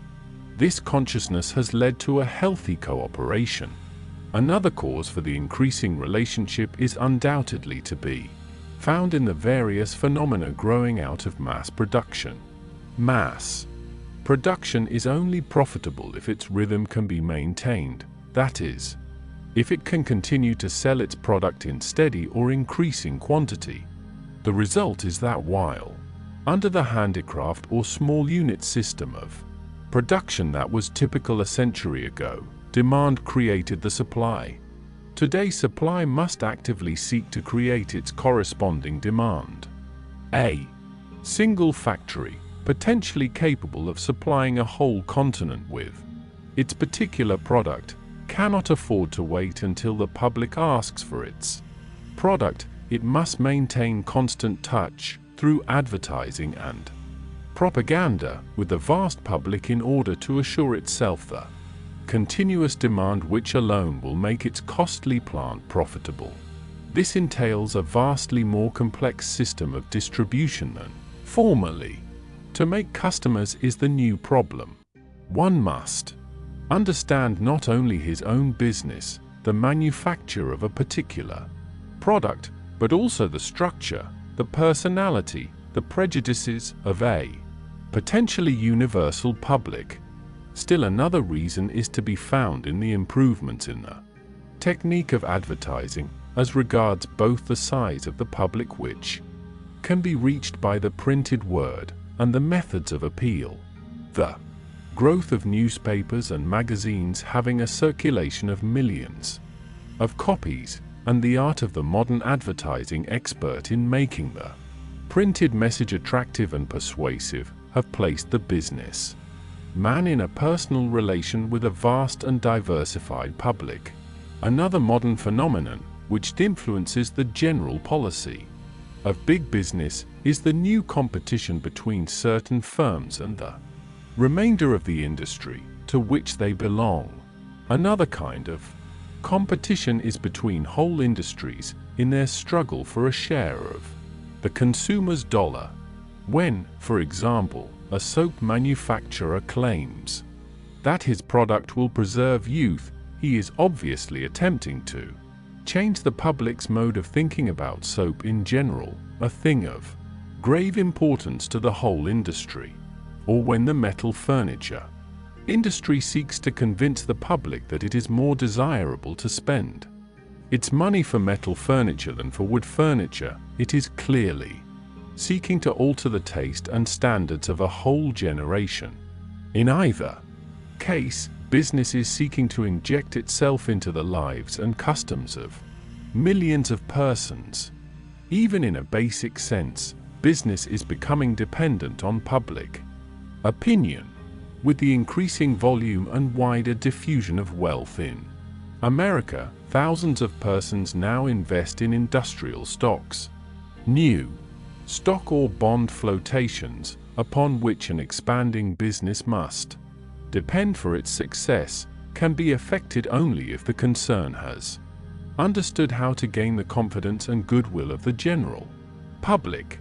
Business must express itself and its entire corporate existence, so that the public will understand and accept it.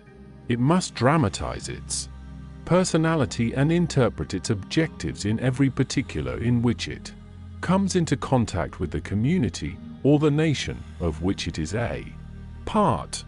An oil corporation which truly understands its many-sided relation to the public will offer that public not only good oil but a sound labor policy.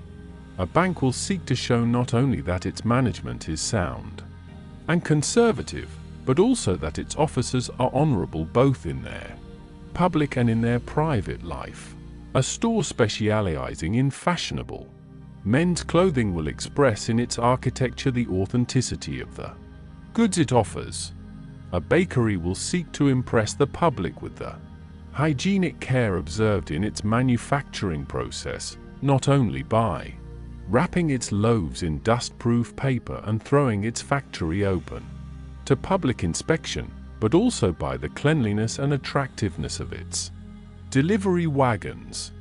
A construction firm will take care that the public knows not only that its buildings are durable and safe, but also that its employees, when injured at work, are compensated.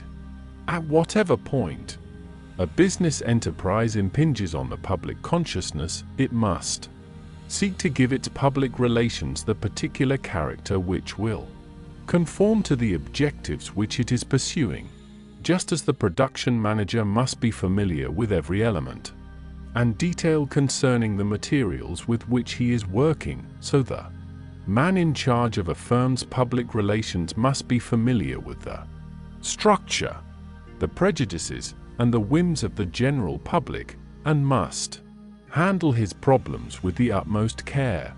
The public has its own standards and demands and habits.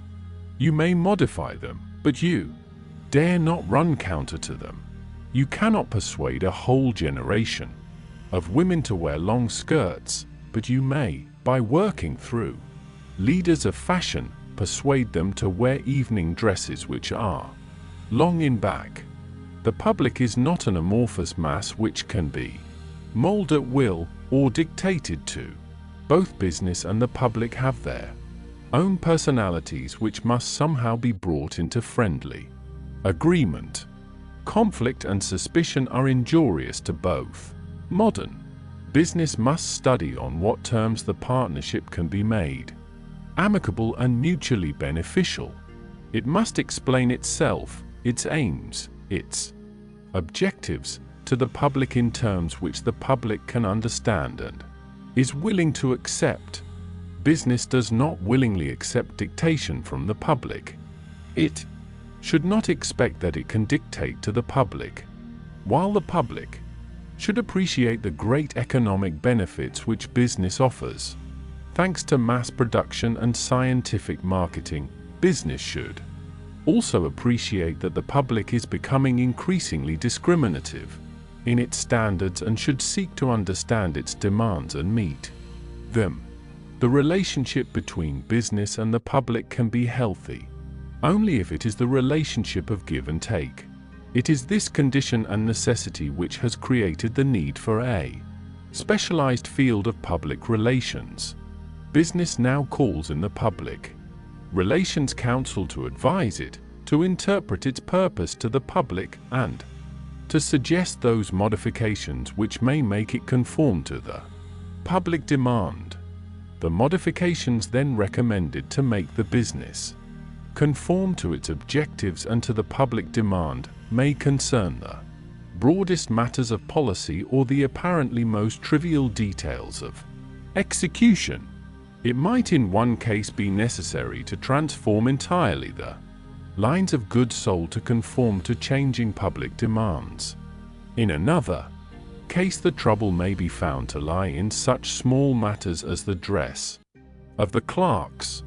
A jewelry store may complain that its patronage is shrinking upwards because of its reputation for carrying high-priced goods. In this case, the Public Relations Council might suggest the featuring of medium-priced goods, even at a loss, not because the firm desires a large medium-price trade as such, but because out of 100 medium-price customers acquired today, a certain percentage will be well-to-do 10 years from now.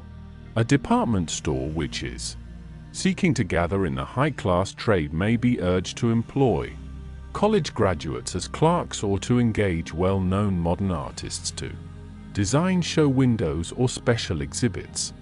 A bank may be urged to open a Fifth Avenue branch, not because the actual business done on Fifth Avenue warrants the expense, but because a beautiful Fifth Avenue office correctly expresses the kind of appeal which it wishes to make to future depositors, and, viewed in this way, it may be as important that the doorman be polite, or that the floors be kept clean, as that the branch manager be an able financier. Yet the beneficial effect of this branch may be cancelled if the wife of the president is involved in a scandal. Big business studies every move which may express its true personality. It seeks to tell the public, in all appropriate ways, by the direct advertising message and by the subtlest aesthetic suggestion, the quality of the goods or services which it has to offer.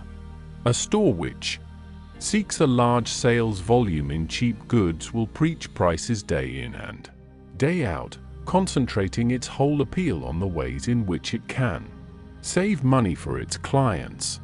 But a store seeking a high margin of profit on individual sales would try to associate itself with the distinguished and the elegant, whether by an exhibition of old masters or through the social activities of the owner's wife. The public relations activities of a business cannot be a protective coloring to hide its real aims. It is bad business as well as bad morals to feature exclusively a few high-class articles, when the main stock is of medium grade or cheap, for the general impression given is a false one. A sound public relations policy will not attempt to stampede the public with exaggerated claims and false pretenses, but to interpret the individual business vividly and truly through every avenue that leads to public opinion. The New York Central Railroad has for decades sought to appeal to the public not only on the basis of the speed and safety of its trains, but also on the basis of their elegance and comfort. It is appropriate that the corporation should have been personified to the general public in the person of so suave and ingratiating a gentleman as Chauncey M. Depew, an ideal window dressing for such an enterprise.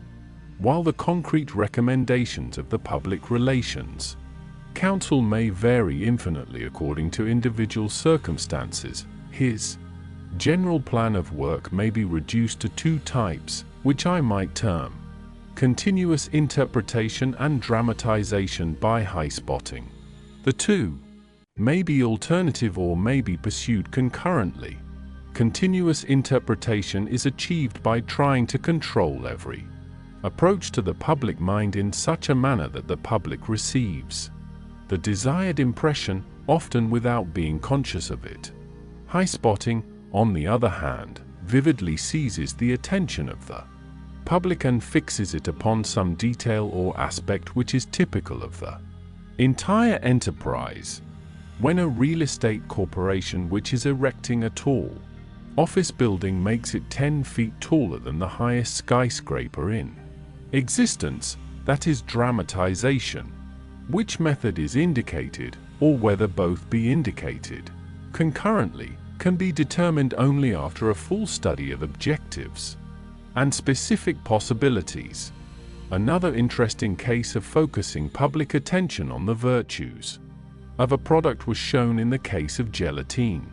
Its advantages in increasing the digestibility and nutritional value of milk were proven in the Mellon Institute of Industrial Research. The suggestion was made and carried out that to further this knowledge, gelatine be used by certain hospitals and school systems to be tested out there. The favorable results of such tests were then projected to other leaders in the field, with the result that they followed that group leadership and utilized gelatine for the scientific purposes which had been proven to be sound at the research institution. The idea carried momentum. The tendency of big business is to get bigger. Through mergers and monopolies, it is constantly increasing the number of persons with whom it is in direct contact. All this has intensified and multiplied the public relationships of business. The responsibilities are of many kinds. There is a responsibility to the stockholders, numbering perhaps 5 persons or 500,000, who have entrusted their money to the concern and have the right to know how the money is being used.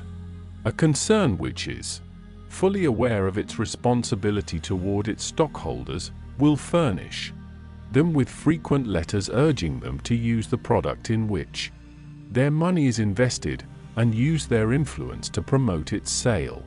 It has a responsibility toward the dealer which it may express by inviting him, at its expense, to visit the home factory.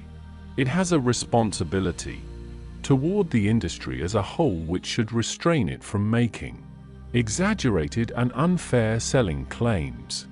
It has a responsibility toward the retailer and will see to it that its salesmen express the quality of the product which they have to sell. There is a responsibility toward the consumer who is impressed by a clean and well-managed factory, open to his inspection, and the general public, apart from its function as potential consumer, is influenced in its attitude toward the concern by what it knows of that concern's financial dealings, its labor policy, even by the livableness of the houses in which its employees dwell. There is no detail too trivial to influence the public in a favorable or unfavorable sense. The personality of the president may be a matter of importance, for he perhaps dramatizes the whole concern to the public mind. It may be very important to what charities he contributes, in what civic societies he holds office. If he is a leader in his industry, the public may demand that he be a leader in his community. The business man has become a responsible member of the social group. It is not a question of ballyhoo, of creating a picturesque fiction for public consumption.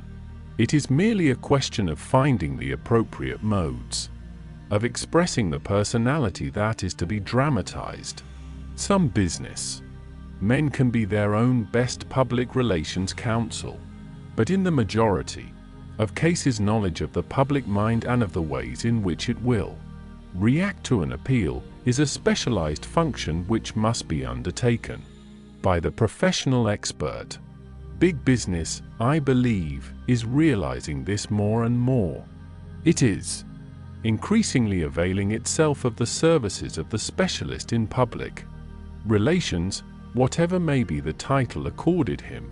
And it is my conviction that as big business becomes bigger, the need for expert manipulation of its innumerable contacts with the public will become greater. One reason why the public relations of a business are frequently placed in the hands of an outside expert, instead of being confided to an officer of the company, is the fact that the correct approach to a problem may be indirect. For example, when the luggage industry attempted to solve some of its problems by a public relations policy, it was realized that the attitude of railroads, of steamship companies, and of foreign government-owned railroads was an important factor in the handling of luggage. If a railroad and a baggage man, for their own interest, can be educated to handle baggage with more facility and promptness, with less damage to the baggage and less inconvenience to the passenger, if the steamship company lets down, in its own interests, its restrictions on luggage, if the foreign government eases up on its baggage costs and transportation in order to further tourist travel, then the luggage manufacturers will profit. The problem then, to increase the sale of their luggage, was to have these and other forces come over to their point of view. Hence the public relations campaign was directed not to the public, who were the ultimate consumers, but to these other elements. Also, if the luggage manufacturer can educate the general public on what to wear on trips and when to wear it, he may be increasing the sale of men's and women's clothing, but he will, at the same time, be increasing the sale of his luggage. Propaganda, since it goes to basic causes, can very often be most effective through the manner of its introduction. A campaign against unhealthy cosmetics might be waged by fighting for a return to the washcloth and soap, a fight that very logically might be taken up by health officials all over the country, who would urge the return to the salutary and helpful washcloth and soap instead of cosmetics. The development of public opinion for a cause or line of socially constructive action may very often be the result of a desire on the part of the propagandist to meet successfully his own problem, which the socially constructive cause would further, and by doing so he is actually fulfilling a social purpose in the broadest sense. The soundness of a public relations policy was likewise shown in the case of a shoe manufacturer who made service shoes for patrolmen, firemen, letter carriers, and men in similar occupations. He realized that if he could make acceptable the idea that men in such work ought to be well shod, he would sell more shoes and at the same time further the efficiency of the men. He organized, as part of his business, a foot protection bureau. This bureau disseminated scientifically accurate information on the proper care of the feet, principles which the manufacturer had incorporated in the construction of the shoes. The result was that civic bodies, police chiefs, fire chiefs, and others interested in the welfare and comfort of their men furthered the ideas his product stood for and the product itself, with the consequent effect that more of his shoes were sold more easily. The application of this principle of a common denominator of interest between the object that is sold and the public goodwill can be carried to infinite degrees. It matters not how much capital you may have, how fair the rates may be, how favorable the conditions of service, if you haven't behind you a sympathetic public opinion, you are bound to fail. This is the opinion of Samuel Insull, one of the foremost traction magnates of the country, and the late Judge Gary, of the United States Steel Corporation, expressed the same idea when he said, "Once you have the goodwill of the general public, you can go ahead in the work of constructive expansion." Too often many try to discount this vague and intangible element. That way lies destruction. Public opinion is no longer inclined to be unfavorable to the large business merger. It resents the censorship of business by the Federal Trade Commission. It has broken down the antitrust laws where it thinks they hinder economic development. It backs great trusts and mergers which it excoriated a decade ago. The government now permits large aggregations of producing and distributing units, as evidenced by mergers among railroads and other public utilities. Because representative government reflects public opinion. Public opinion itself fosters the growth of mammoth industrial enterprises. In The opinion of millions of small investors, mergers, and trusts are friendly giants and not ogres because of the economies, mainly due to quantity production, which they have affected and can pass on to the consumer. This result has been, to a great extent, obtained by a deliberate use of propaganda in its broadest sense. It was obtained not only by modifying the opinion of the public as the governments modified and marshaled the opinion of their publics during the war, but often by modifying the business concern itself. A cement company may work with road commissions gratuitously to maintain testing laboratories in order to ensure the best quality roads to the public. A gas company maintains a free school of cookery, but it would be rash and unreasonable to take it for granted that, because public opinion has come over to the side of big business, it will always remain there. Only recently, Professor W. Z. Ripley of Harvard University, one of the foremost national authorities on business, organization and practice, exposed certain aspects of big business, which tended to undermine public confidence in large corporations. He pointed out that the stockholders' supposed voting power is often illusory, that annual financial statements are sometimes so brief and summary that to the man in the street they are downright misleading, that the extension of the system of non-voting shares often places the effective control of corporations and their finances in the hands of a small clique of stockholders, and that some corporations refuse to give out sufficient information to permit the public to know the true condition of the concern. Furthermore, no matter how favorably disposed the public may be toward big business in general, the utilities are always fair game for public discontent and need to maintain goodwill with the greatest care and watchfulness. These and other corporations of a semi-public character will always have to face a demand for government or municipal ownership if such attacks as those of Professor Ripley are continued and are, in the public's opinion, justified, unless conditions are changed and care is taken to maintain the contact with the public at all points of their corporate existence. The Public Relations Council should anticipate such trends of public opinion and advise on how to avert them, either by convincing the public that its fears or prejudices are unjustified, or in certain cases by modifying the action of the client to the extent necessary to remove the cause of complaint. In such a case, public opinion might be surveyed, and the points of irreducible opposition discovered, the aspects of the situation which are susceptible of logical explanation, to what extent the criticism or prejudice is a habitual emotional reaction, and what factors are dominated by accepted clichés, might be disclosed.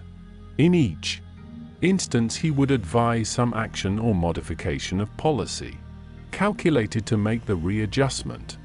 While government ownership is in most instances only varyingly a remote possibility, public ownership of big business through the increasing popular investment in stocks and bonds is becoming more and more a fact.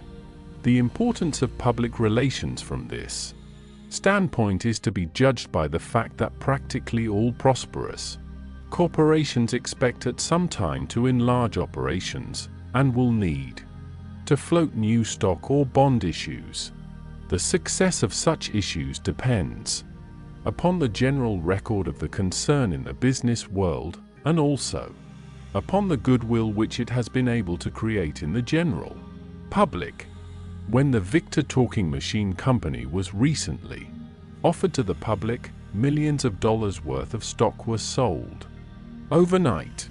On the other hand, there are certain companies which, although they are financially sound and commercially prosperous, would be unable to float a large stock issue because public opinion is not conscious of them or has some unanalyzed prejudice against them.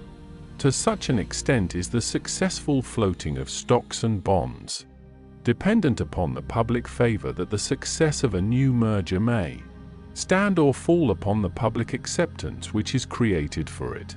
A merger may bring into existence huge new resources, and these resources, perhaps amounting to millions of dollars in a single operation, can often fairly be said to have been created by the expert manipulation of public opinion. It must be repeated that I am not speaking of artificial value given to a stock by dishonest propaganda or stock manipulation, but of the real economic values which are created when genuine public acceptance is gained for an industrial enterprise and becomes a real partner in it.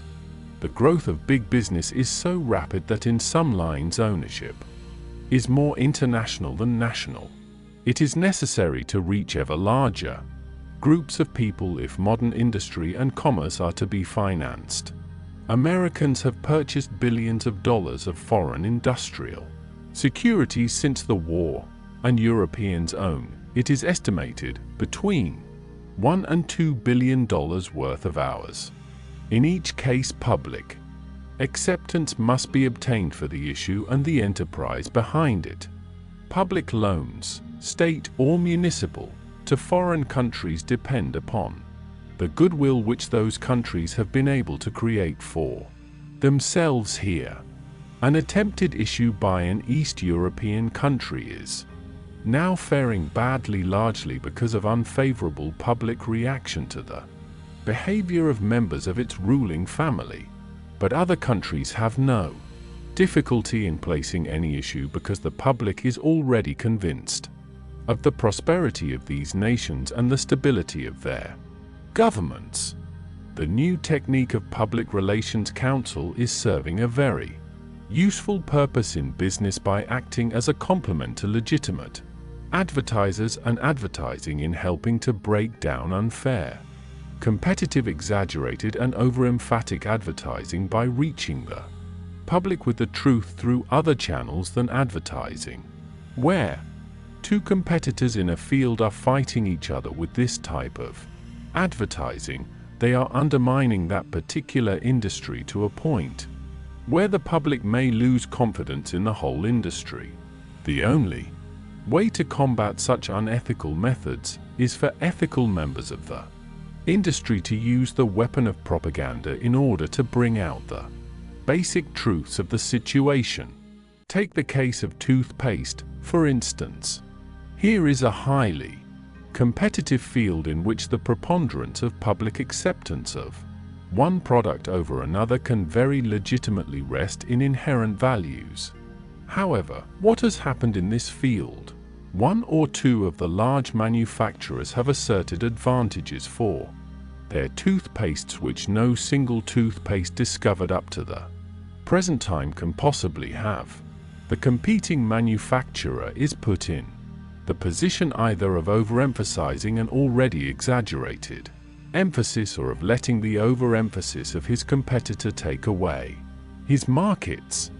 He turns to the weapon of propaganda which can effectively, through various channels of approach to the public, the dental clinics, the schools, the women's clubs, the medical colleges, the dental press and even the daily press, bring to the public the truth of what a toothpaste can do. This will, of course, have its effect in making the honestly advertised toothpaste get to its real public. Propaganda is potent in meeting unethical or unfair advertising. Effective advertising has become more costly than ever before. Years ago, when the country was smaller and there was no tremendous advertising machinery, it was comparatively easy to get countrywide recognition for a product. A corps of traveling salesmen might persuade the retailers, with a few cigars and a repertory of funny stories, to display and recommend their article on a nationwide scale. Today, a small industry is swamped unless it can find appropriate and relatively inexpensive means of making known the special virtues of its product, while larger industries have sought to overcome the difficulty by cooperative advertising, in which associations of industries compete with other associations. Mass advertising has produced new kinds of competition. Competition between rival products in the same line is, of course, as old as economic life itself. In recent years, much has been said of the new competition. We have discussed it in a previous chapter, between one group of products and another.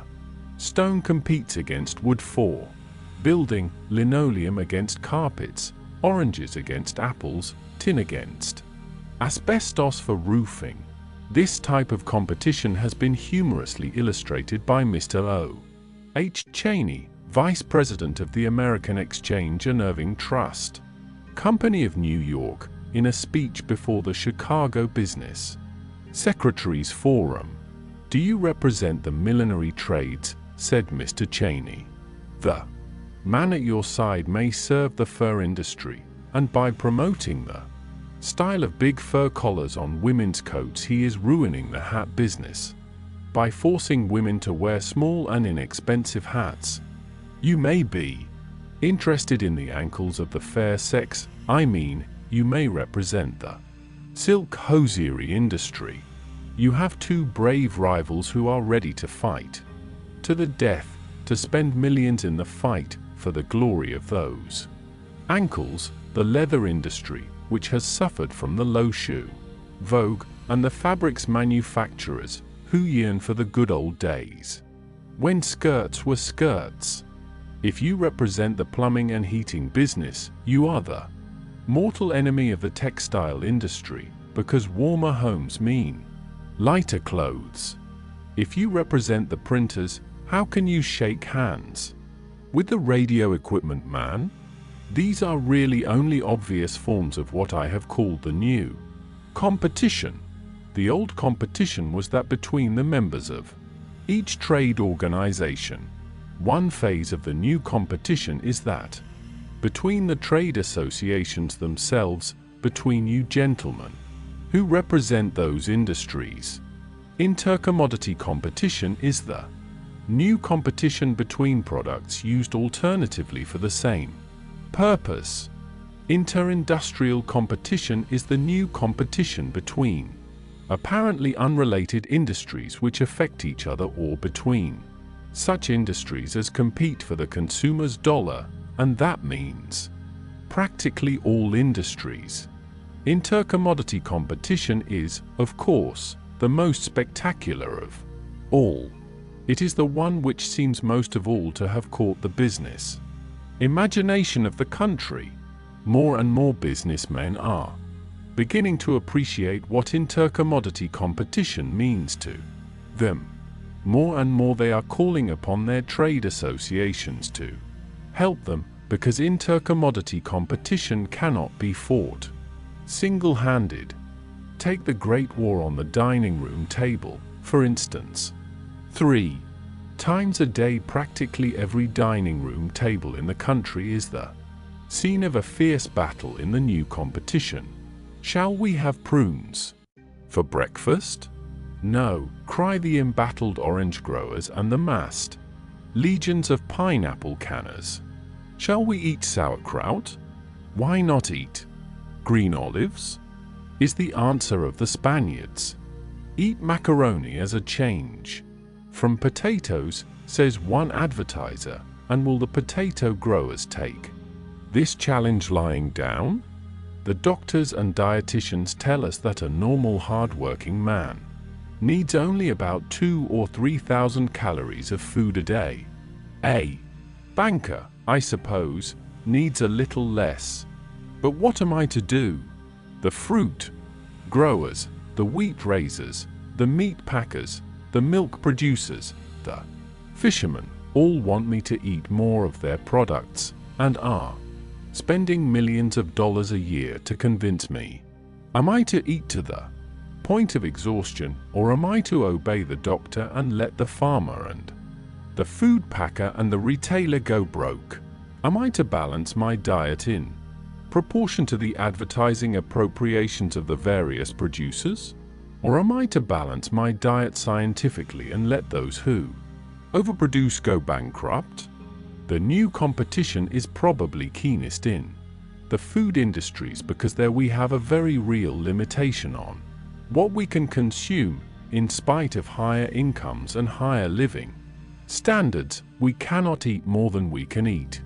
I believe that competition in the future will not be only an advertising competition between individual products or between big associations, but that it will in addition be a competition of propaganda. The businessman and advertising man is realizing that he must not discard entirely the methods of Barnum in reaching the public. An example in the annals of George Harrison Phelps of the successful utilization of this type of appeal was the nationwide hookup which announced the launching of the Dodge Victory 6 car. Millions of people, it is estimated, listened into this program, broadcast over 47 stations.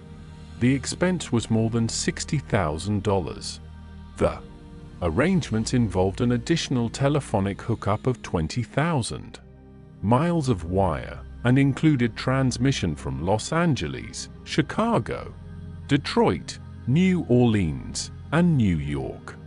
Al Jolson did his bit from New Orleans, Will Rogers from Beverly Hills, Fred and Dorothy Stone from Chicago, and Paul Whiteman from New York, at an aggregate artist's fee of $25,000. And there was included a 4-minute address by the president of Dodge Brothers announcing the new car, which gave him access in 4 minutes to an estimated audience of 30 million Americans, the largest number, unquestionably, ever to concentrate their attention on a given commercial product at a given moment. It was a sugar-coated sales message. Modern sales technicians will object. What you say of this method of appeal is true, but it increases the cost of getting the manufacturer's message across. The modern tendency has been to reduce this cost, for example, the elimination of premiums, and concentrate on getting full efficiency from the advertising expenditure. If you hire a Gullah Kersey to sing for bacon, you increase the cost of the bacon by the amount of her very large fee. Her voice adds nothing to the product, but it adds to its cost, undoubtedly. But all modes of sales appeal require the spending of money to make the appeal attractive. The advertiser in print adds to the cost of his message by the use of pictures or by the cost of getting distinguished endorsements. There is another kind of difficulty created in the process of big business getting bigger, which calls for new modes of establishing contact with the public. Quantity production offers a standardized product, the cost of which tends to diminish with the quantity sold. If low price is the only basis of competition with rival products, similarly produced, there ensues a cutthroat competition which can end only by taking all the profit and incentive out of the industry. The logical way out of this dilemma is for the manufacturer to develop some sales appeal other than mere cheapness, to give the product, in the public mind, some other attraction, some idea that will modify the product slightly, some element of originality that will distinguish it from products in the same line. Thus, a manufacturer of typewriters paints his machines in cheerful hues. These special types of appeal can be popularized by the manipulation of the principles familiar to the propagandist, the principles of gregariousness, obedience to authority, emulation, and the like. A minor element can be made to assume economic importance by being established in the public mind as a matter of style. Mass production can be split up. Big business will still leave room for small business. Next to a huge department store, there may be located a tiny specialty shop which makes a very good living. the problem of bringing large hats back into fashion was undertaken by a propagandist. The millinery industry 2 years ago was menaced by the prevalence of the simple felt hat, which was crowding out the manufacture of all other kinds of hats and hat ornaments. It was found that hats could roughly be classified in 6 types. It was found too that for groups might help to change hat fashions: the society leader, the style expert, the fashion editor and writer, the artist who might give artistic approval to the styles, and beautiful mannequins. The problem, then, was to bring these groups together before an audience of hat buyers. A committee of prominent artists was organized to choose the most beautiful girls in New York to wear, in a series of tableaus, the most beautiful hats in the style classifications at a fashion fete at a leading hotel. A committee was formed of distinguished American women who, on the basis of their interest in the development of an American industry, were willing to add the authority of their names to the idea. A style committee was formed of editors of fashion magazines and other prominent fashion authorities who were willing to support the idea. The girls in their lovely hats and costumes paraded on the running board before an audience of the entire trade. The news of the event affected the buying habits not only of the onlookers, but also of the women throughout the country. The story of the event was flashed to the consumer by her newspaper as well as by the advertisements of her favorite store. Broadsides went to the millinery buyer from the manufacturer. One manufacturer stated that, whereas before the show he had not sold any large trimmed hats, after it he had sold thousands. Often the Public Relations Council is called in to handle an emergency situation. A false rumor, for instance, may occasion an enormous loss in prestige and money if not handled promptly and effectively. An incident such as the one described in the New York American of Friday, May 21, 1926, shows what the lack of proper technical handling of public relations might result in. $1 million lost by false rumor on Hudson stock. Hudson Motor Company stock fluctuated widely around noon yesterday, and losses estimated at $500,000 to $1 million were suffered as a result of the widespread flotation of false news regarding dividend action. The directors met in Detroit at 12:30 New York time to act on a dividend. Almost immediately, a false report that only the regular dividend had been declared was circulated. At 12:46, the Dow Jones and Company ticker service received the report from the stock exchange firm, and its publication resulted in further drop in the stock. Shortly after 1 o'clock, the ticker services received official news that the dividend had been increased and a 20% stock distribution authorized. They rushed the correct news out on their tickers, and Hudson stock immediately jumped more than 6 points.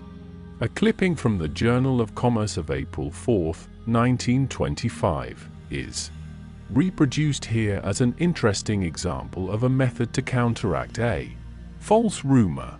Beechnut Head hometown guest Bartlett Arkell signally honored by communities of Mohawk Valley. Special to the Journal of Commerce. Conajoharie, N.Y., April 3. Today was Beechnut Day in this town, in fact, for the whole Mohawk Valley businessmen and practically the whole community of this region joined in a personal testimonial to Bartlett Arkell of New York City, president of the Beechnut Packing Company of this city, in honor of his firm refusal to consider selling his company to other financial interests to move elsewhere. When Mr. Arkell publicly denied recent rumors that he was to sell his company to the Postum Cereal Company for $17 million, which would have resulted in taking the industry from its birthplace. He did so in terms conspicuously loyal to his boyhood home, which he has built up into a prosperous industrial community through 30 years management of his Beechnut Company. He absolutely controls the business and flatly stated that he would never sell it during his lifetime to anyone at any price, since it would be disloyal to his friends and fellow workers. And the whole Mohawk Valley spontaneously decided that such spirit deserved public recognition. Hence, today's festivities. More than 3,000 people participated, headed by a committee comprising W. J. Rosa, Chairman, B. F. Spraker, H. V. Bush, B. F. Defendorf, and J. H. Cook. They were backed by the Canajoharie and the Mohawk Valley Chambers of Businessmen's Associations. Of course, everyone realized after this that there was no truth in the rumor that the Beechnut Company was in the market. A denial would not have carried as much conviction. Amusement, too, is a business, one of the largest in America. It was the amusement business, first the circus and the medicine show, then the theater, which taught the rudiments of advertising to industry and commerce. The latter adopted the ballyhoo of the show business, but under the stress of practical experience it adapted and refined these crude advertising methods to the precise ends it sought to obtain. The theater has, in its turn, learned from business and has refined its publicity methods to the point where the old stentorian methods are in the discard. The modern publicity director of a theater syndicate or a motion picture trust is a businessman responsible for the security of tens or hundreds of millions of dollars of invested capital. He cannot afford to be a stunt artist or a freelance adventurer in publicity. He must know his public accurately and modify its thoughts and actions by means of the methods which the amusement world has learned from its old pupil, big business. As public knowledge increases and public taste improves, business must be ready to meet them halfway. Modern business must have its finger continuously on the public pulse. It must understand the changes in the public mind and be prepared to interpret itself fairly and eloquently to changing opinion. Chapter 6. Propaganda and Political Leadership. The great political problem in our modern democracy is how to induce our leaders to lead. The dogma that the voice of the people is the voice of God tends to make elected persons the will-less servants of their constituents. This is undoubtedly part cause of the political sterility of which certain American critics constantly complain. No serious sociologist any longer believes that the voice of the people expresses any divine or specially wise and lofty idea. The voice of the people expresses the mind of the people, and that mind is made up for it by the group leaders in whom it believes and by those persons who understand the manipulation of public opinion. It is composed of inherited prejudices and symbols and cliches and verbal formulas supplied to them by the leaders. Fortunately, the sincere and gifted politician is able, by the instrument of propaganda, to mold and form the will of the people. Disraeli cynically expressed the dilemma when he said, "I must follow the people. Am I not their leader?" He might have added, "I must lead the people. Am I not their servant?" Unfortunately, the methods of our contemporary politicians in dealing with the public are as archaic and ineffective as the advertising methods of business in 1900 would be today. While politics was the first important department of American life to use propaganda on a large scale, it has been the slowest in modifying its propaganda methods to meet the changed conditions of the public mind. American business first learned from politics the methods of appealing to the broad public, but it continually improved those methods in the course of its competitive struggle, while politics clung to the old formulas. The political apathy of the average voter, of which we hear so much, is undoubtedly due to the fact that the politician does not know how to meet the conditions of the public mind. He cannot dramatize himself and his platform in terms which have real meaning to the public. Acting on the fallacy that the leader must slavishly follow, he deprives his campaign of all dramatic interest. An automaton cannot arouse the public interest. A leader, a fighter, a dictator can. But, given our present political conditions under which every office seeker must cater to the vote of the masses, the only means by which the born leader can lead is the expert use of propaganda. Whether in the problem of getting elected to office or in the problem of interpreting and popularizing new issues, or in the problem of making the day-to-day administration of public affairs a vital part of the community life, the use of propaganda, carefully adjusted to the mentality of the masses, is an essential adjunct of political life. The successful businessman today apes the politician. He has adopted the glitter and the ballyhoo of the campaign. He has set up all the side shows. He has annual dinners that are a compendium of speeches, flags, bombast, stateliness, pseudo-democracy slightly tinged with paternalism. On occasion he doles out honors to employees, much as the Republic of classic times rewarded its worthy citizens. But these are merely the side shows, the drums of big business, by which it builds up an image of public service and of honorary service. This is but one of the methods by which business stimulates loyal enthusiasms on the part of directors, the workers, the stockholders, and the consumer public. It is one of the methods by which big business performs its function of making and selling products to the public. The real work and campaign of business consists of intensive study of the public, the manufacture of products based on this study, and exhaustive use of every means of reaching the public. Political campaigns today are all side shows, all honors, all bombast, glitter, and speeches.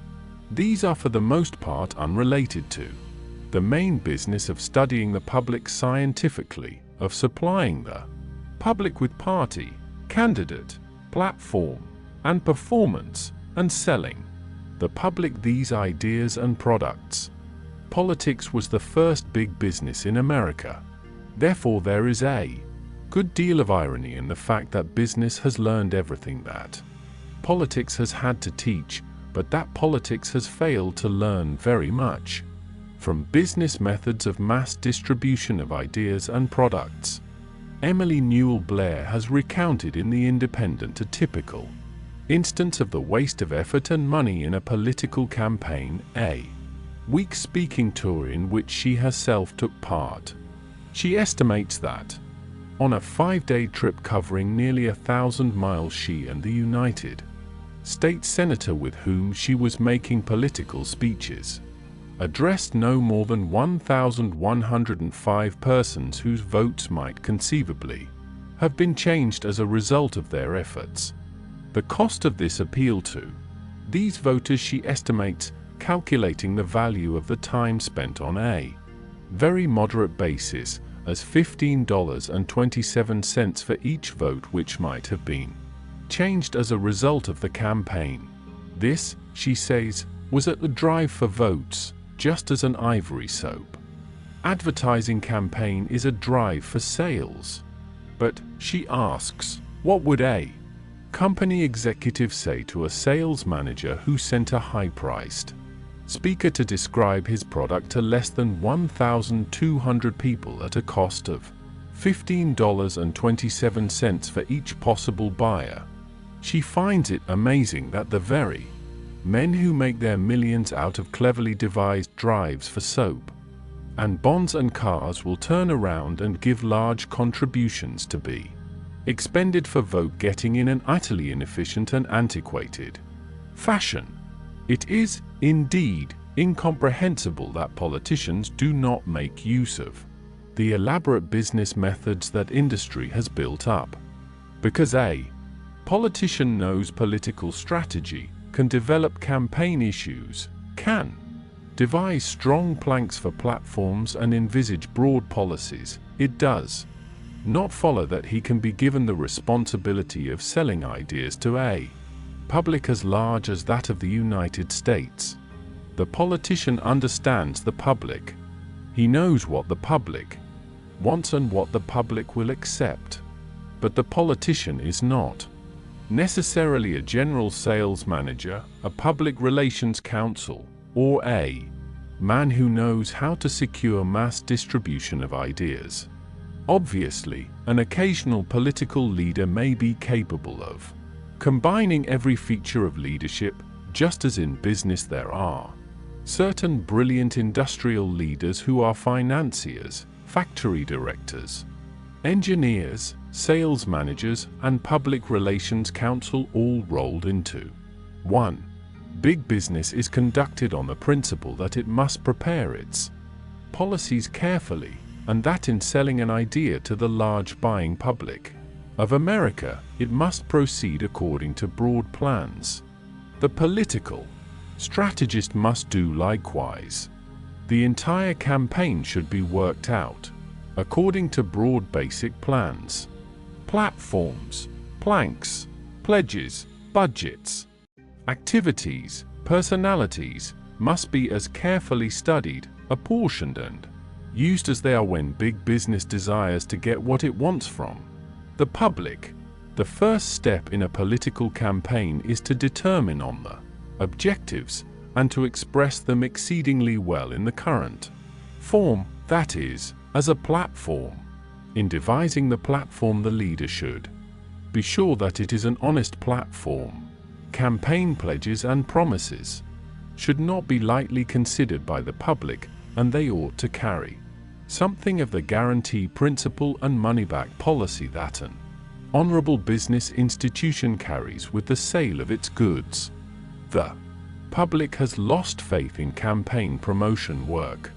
It does not say that politicians are dishonorable, but it does say that campaign pledges are written on the sand. Here then is one fact of public opinion of which the party that wishes to be successful might well take cognizance. To aid in the preparation of the platform, there should be made as nearly scientific an analysis as possible of the public and of the needs of the public. A survey of public desires and demands would come to the aid of the political strategist whose business it is to make a proposed plan of the activities of the parties and its elected officials during the coming terms of office. A big business that wants to sell a product to the public surveys and analyzes its market before it takes a single step either to make or to sell the product. If one section of the community is absolutely sold to the idea of this product, no money is wasted in reselling it to it. If, on the other hand, another section of the public is irrevocably committed to another product, no money is wasted on a lost cause. Very often the analysis is the cause of basic changes and improvements in the product itself, as well as an index of how it is to be presented. So carefully is this analysis of markets and sales made that when a company makes out its sales budget for the year, it subdivides the circulations of the various magazines and newspapers it uses in advertising and calculates with a fair degree of accuracy how many times a section of that population is subjected to the appeal of the company. It knows approximately to what extent a national campaign duplicates and repeats the emphasis of a local campaign of selling. As in the business field, the expenses of the political campaign should be budgeted A large business today knows exactly how much money it is going to spend on propaganda during the next year or years. It knows that a certain percentage of its gross receipts will be given over to advertising, newspaper, magazine, outdoor and poster, a certain percentage to circularization and sales promotion, such as house organs and dealer aids, and a certain percentage must go to the supervising salesmen who travel around the country to infuse extra stimulus in the local sales campaign. A political campaign should be similarly budgeted. The first question which should be decided is the amount of money that should be raised for the campaign. This decision can be reached by a careful analysis of campaign costs. There is enough precedent in business procedure to enable experts to work this out accurately. Then the second question of importance is the manner in which money should be raised. It is obvious that politics would gain much in prestige if the money-raising campaign were conducted candidly and publicly. Like the campaigns for the war funds, charity drives might be made excellent models for political funds drives. The elimination of the little black bag element in politics would raise the entire prestige of politics in America, and the public interest would be infinitely greater if the actual participation occurred earlier and more constructively in the campaign. Again, as in the business field, there should be a clear decision as to how the money is to be spent. This should be done according to the most careful and exact budgeting, wherein every step in the campaign is given its proportionate importance and the funds allotted. Accordingly, advertising in newspapers and periodicals, posters and street banners, the exploitation of personalities in motion pictures, in speeches and lectures and meetings, spectacular events, and all forms of propaganda should be considered proportionately according to the budget and should always be coordinated with the whole plan. Certain expenditures may be warranted if they represent a small proportion of the budget and may be totally unwarranted if they make up a large proportion of the budget. In the same way, the emotions by which the public is appealed to may be made part of the broad plan of the campaign. Unrelated emotions become maudlin and sentimental too easily, are often costly, and too often waste effort because the idea is not part of the conscious and coherent whole. Big business has realized that it must use as many of the basic emotions as possible. The politician, however, has used the emotions aroused by words almost exclusively. To appeal to the emotions of the public in a political campaign is sound. In fact, it is an indispensable part of the campaign. But the emotional content must a. coincide in every way with the broad, basic plans of the campaign and all its minor details, b. be adapted to the many groups of the public at which it is to be aimed, and c. conform to the media of the distribution of ideas. The emotions of oratory have been worn down through long years of overuse. Parades, mass meetings, and the like are successful when the public has a frenzied emotional interest in the event. The candidate who takes babies on his lap and has his photograph taken is doing a wise thing emotionally if this act epitomizes a definite plank in his platform. Kissing babies, if it is worth anything, must be used as a symbol for a baby policy, and it must be synchronized with a plank in the platform. But the haphazard staging of emotional events without regard to their value as part of the whole campaign is a waste of effort, just as it would be a waste of effort for the manufacturer of hockey skates to advertise a picture of a church surrounded by spring foliage. It is true that the church appeals to our religious impulses and that everybody loves the spring, but these impulses do not help to sell the idea that hockey skates are amusing, helpful, or increase the general enjoyment of life for the buyer. Present-day politics places emphasis on personality. An entire party, a platform, an international policy is sold to the public, or is not sold, on the basis of the intangible element of personality. A charming candidate is the alchemist's secret that can transmute a prosaic platform into the gold of votes. Helpful as is a candidate who, for some reason, has caught the imagination of the country, the party and its aims are certainly more important than the personality of the candidate. Not personality, but the ability of the candidate to carry out the party's program adequately, and the program itself should be emphasized in a sound campaign plan. Even Henry Ford, the most picturesque personality in business in America today, has become known through his product, and not his product through him. It is essential for the campaign manager to educate the emotions in terms of groups. The public is not made up merely of Democrats and Republicans. People today are largely uninterested in politics, and their interest in the issues of the campaign must be secured by coordinating it with their personal interests. The public is made up of interlocking groups: economic, social, religious, educational, cultural, racial, collegiate, local, sports, and hundreds of others. When President Coolidge invited actors for breakfast, he did so because he realized not only that actors were a group, but that audiences, the large group of people who like amusements, who like people who amuse them, and who like people who can be amused, ought to be aligned with him.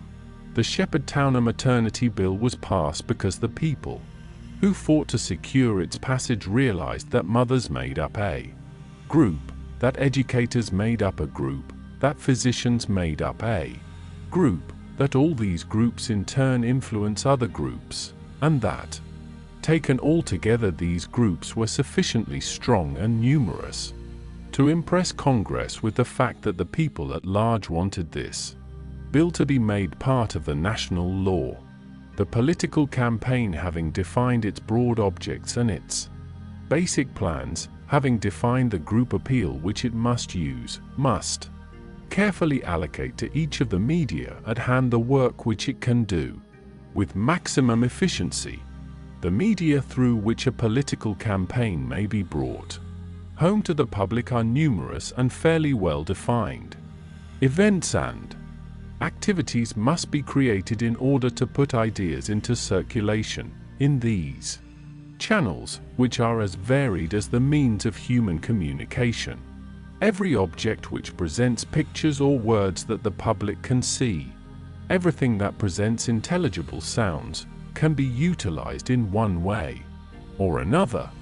At present, the political campaigner uses for the greatest part the radio, the press, the banquet hall, the mass meeting, the lecture platform, and the stump generally as a means for furthering his ideas.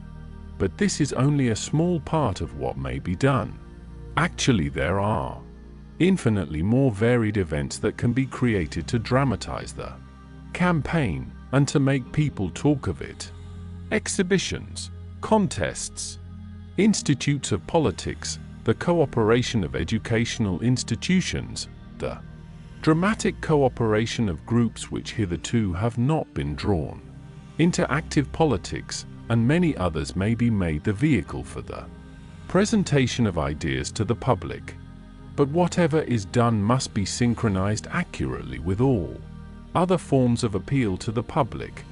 News reaches the public through the printed word, books, magazines, letters, posters, circulars and banners, newspapers, through pictures, photographs and motion pictures, through the ear, lectures, speeches, band music, radio, campaign songs. All these must be employed by the political party if it is to succeed. One method of appeal is merely one method of appeal. And in this age wherein 1,000 movements and ideas are competing for public attention, one dare not put all one's eggs into one basket. It is understood that the methods of propaganda can be effective only with the voter who makes up his own mind on the basis of his group prejudices and desires. Where specific allegiances and loyalties exist, as in the case of boss leadership, these loyalties will operate to nullify the free will of the voter. In this close relation between the boss and his constituents lies, of course, the strength of his position in politics. It is not necessary for the politician to be the slave of the public's group prejudices if he can learn how to mold the mind of the voters in conformity with his own ideas of public welfare and public service. The important thing for the statesman of our age is not so much to know how to please the public, but to know how to sway the public. In theory, this education might be done by means of learned pamphlets explaining the intricacies of public questions. In actual fact, it can be done only by meeting the conditions of the public mind, by creating circumstances which set up trains of thought, by dramatizing personalities, by establishing contact with the group leaders who control the opinions of their publics. But campaigning is only an incident in political life. The process of government is continuous, and the expert use of propaganda is more useful and fundamental, although less striking, as an aid to democratic administration than as an aid to vote-getting. Good government can be sold to a community just as any other commodity can be sold. I often wonder whether the politicians of the future, who are responsible for maintaining the prestige and effectiveness of their party, will not endeavor to train politicians who are at the same time propagandists. I talked recently with George Olveny. He said that a certain number of Princeton men were joining Tammany Hall. If I were in his place, I should have taken some of my brightest young men and set them to work for Broadway theatrical productions, or apprenticed them as assistants to professional propagandists before recruiting them to the service of the party.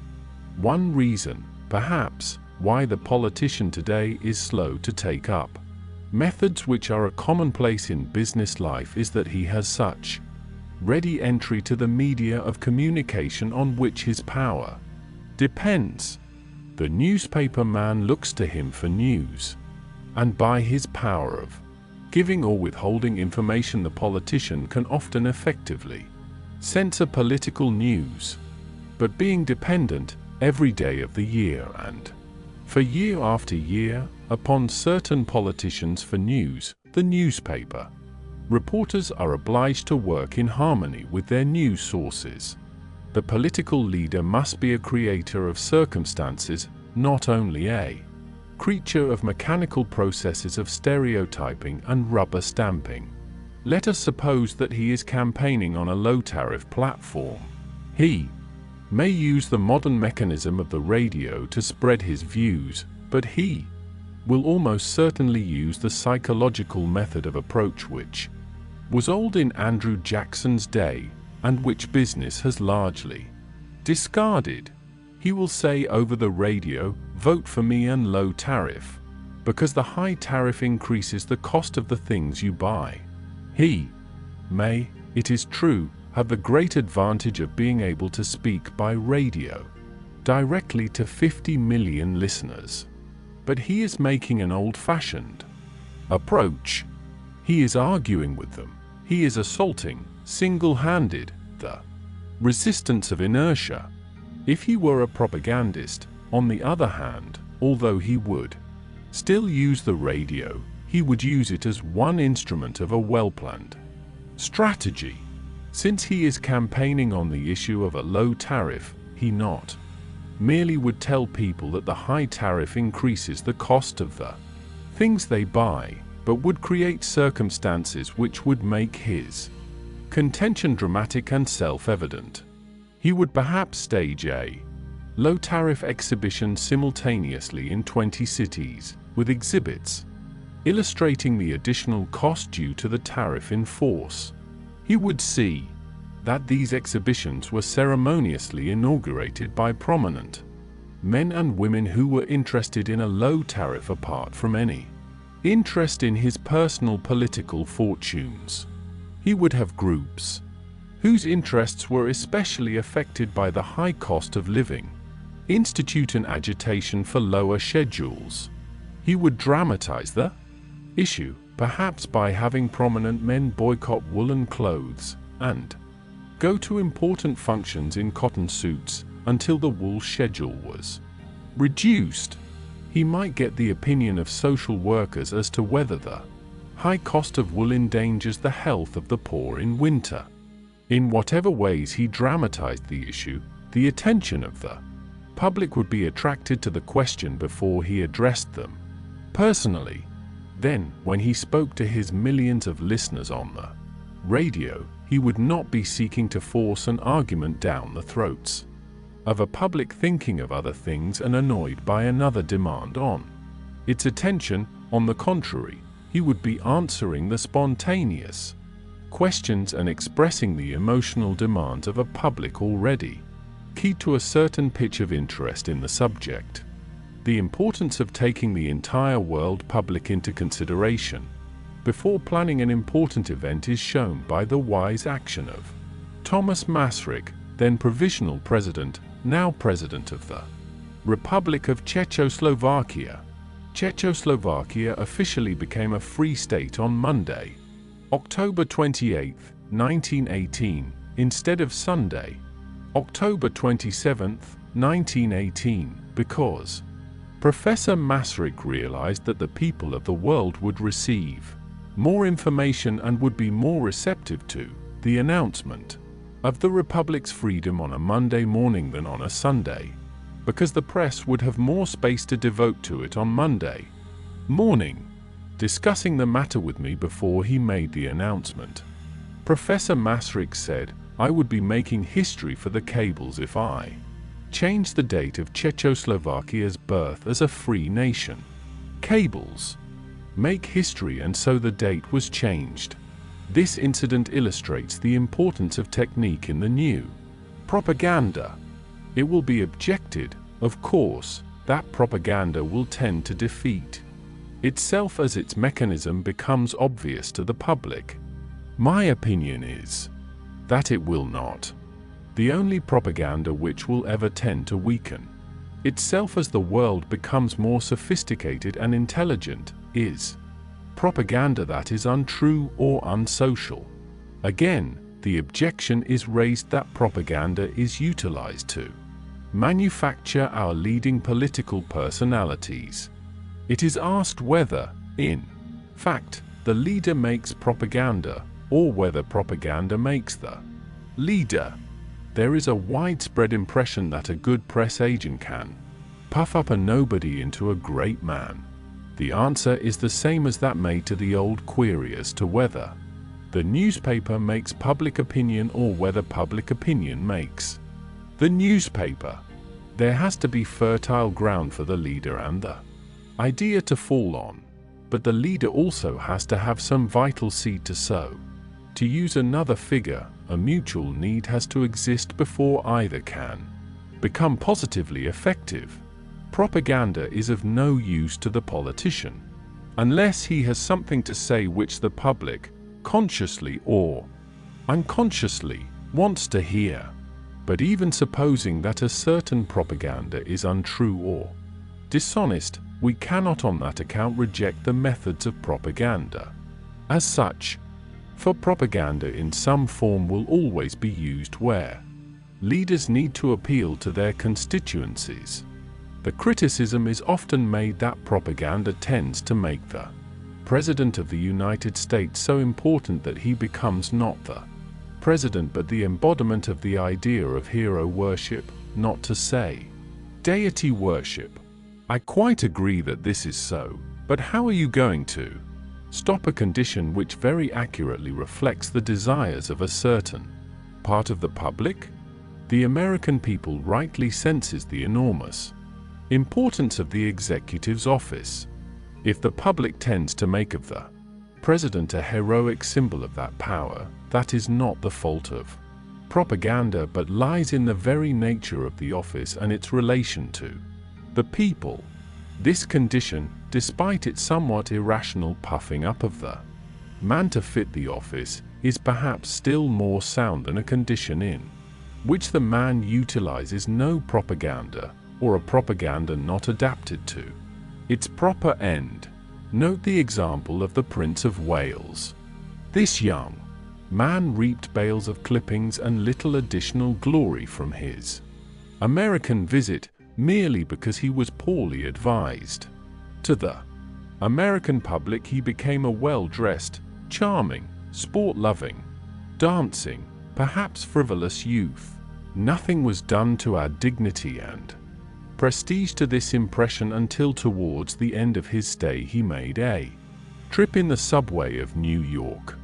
This sole venture into democracy and the serious business of living as evidenced in the daily habits of workers aroused new interest in the prince. Had he been properly advised, he would have augmented this somewhat by such serious studies of American life as were made by another prince, Gustav of Sweden. As a result of the lack of well-directed propaganda, the Prince of Wales became in the eyes of the American people not the thing which he constitutionally is, a symbol of the unity of the British Empire, but part and parcel of sporting Long Island and dancing beauties of the ballroom. Great Britain lost an invaluable opportunity to increase the goodwill and understanding between the two countries when it failed to understand the importance of correct public relations. Counsel for His Royal Highness. The public actions of America's chief executive are, if one chooses to put it that way, stage-managed, but they are chosen to represent and dramatize the man in his function as representative of the people. A political practice which has its roots in the tendency of the popular leader to follow oftener than he leads is the technique of the trial balloon which he uses in order to maintain, as he believes, his contact with the public. The politician, of course, has his ear to the ground. It might be called the clinical ear. It touches the ground and hears the disturbances of the political universe. But he often does not know what the disturbances mean, whether they are superficial or fundamental. So he sends up his balloon.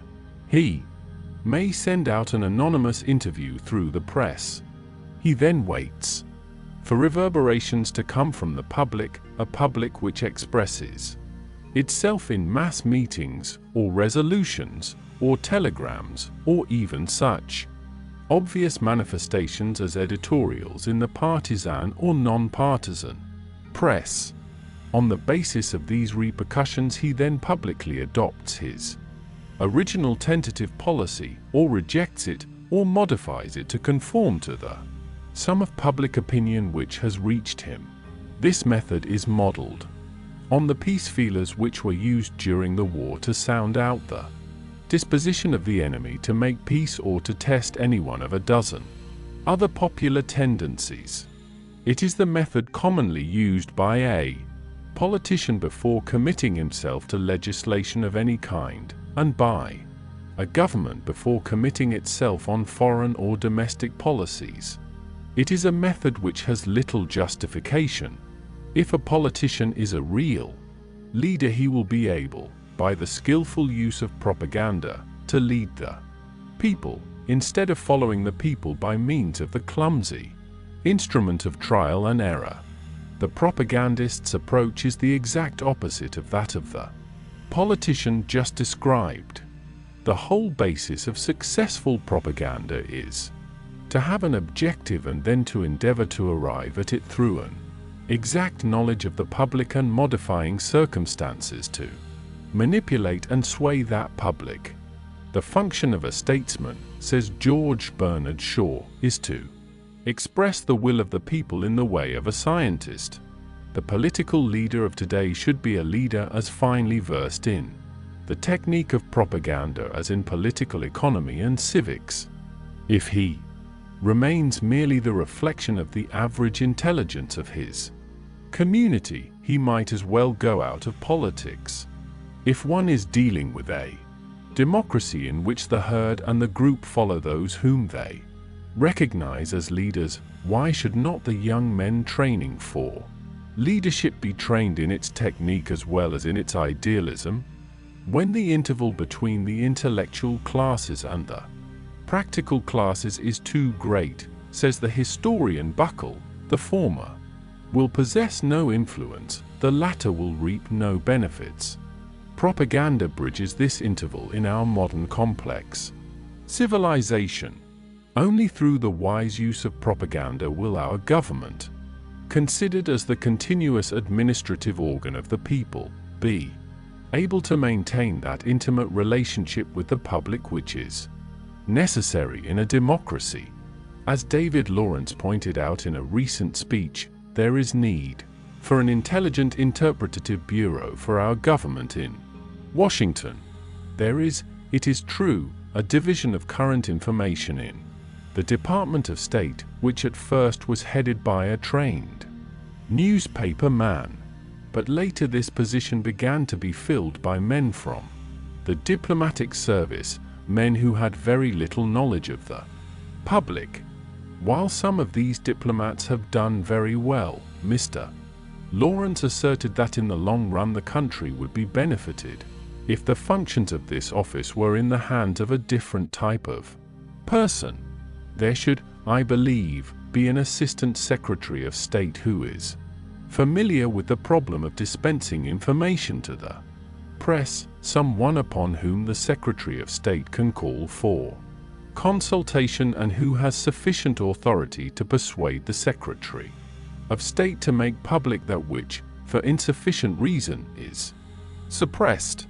The function of the propagandist is much broader in scope than that of a mere dispenser of information to the press.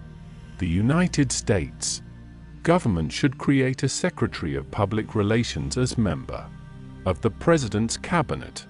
The function of this official should be correctly to interpret America's aims and ideals throughout the world, and to keep the citizens of this country in touch with governmental activities and the reasons which prompt them. He would, in short, interpret the people to the government and the government to the people. Such an official would be neither a propagandist nor a press agent, in the ordinary understanding of those terms. He would be, rather, a trained technician who would be helpful in analyzing public thought and public trends in order to keep the government informed about the public and the people informed about the government. America's relations with South America and with Europe would be greatly improved under such circumstances. Ours must be a leadership democracy administered by the intelligent minority who know how to regiment and guide the masses. Is this government by propaganda? Call it, if you prefer, government by education. But education, in the academic sense of the word, is not sufficient. It must be enlightened expert propaganda, through the creation of circumstances, through the high-spotting of significant events, and the dramatization of important issues. The statesman of the future will thus be enabled to focus the public mind on crucial points of policy and regiment a vast, heterogeneous mass of voters to clear understanding and intelligent action. Chapter 7. Women's Activities and Propaganda. Women in contemporary America have achieved a legal equality with men. This does not mean that their activities are identical with those of men. Women in the mass still have special interests and activities in addition to their economic pursuits and vocational interests. Women's most obvious influence is exerted when they are organized and armed with the weapon of propaganda.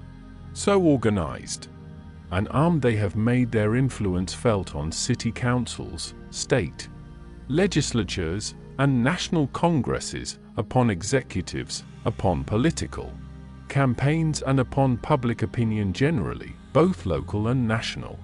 In politics, the American women today occupy a much more important position from the standpoint of their influence in their organized groups than from the standpoint of the leadership they have acquired in actual political positions or in actual office holding.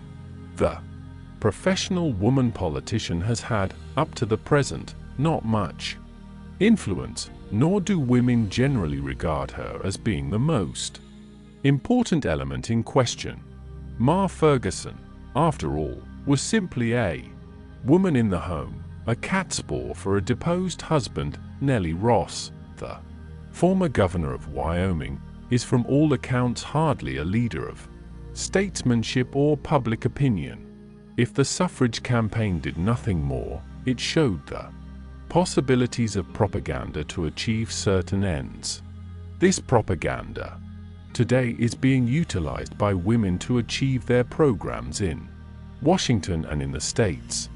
In Washington they are organized as the Legislative Committee of 14 women's organizations, including the League of Women Voters, the Young Women's Christian Association, the Women's Christian Temperance Union, the Federation of Women's Clubs, etc. These organizations map out a legislative program and then use the modern technique of propaganda to make this legislative program actually pass into the law of the land. Their accomplishments in the field are various. They can justifiably take the credit for much welfare legislation. The 8-hour day for women is theirs. Undoubtedly prohibition and its enforcement are theirs, if they can be considered an accomplishment. So is the Shepherd-Towner Bill, which stipulates support by the central government of maternity welfare in the state governments. This bill would not have passed had it not been for the political prescience and sagacity of women like Mrs.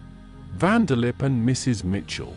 The federal measures endorsed at the first convention of the National League of Women Voters typify social welfare activities of women's organizations.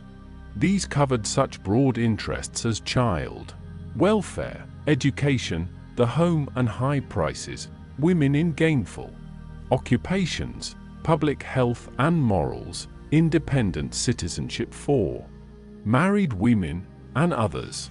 To propagandize these principles, the National League of Women Voters has published all types of literature, such as bulletins, calendars, election information, has held a correspondence course on government and conducted demonstration classes and citizenship schools.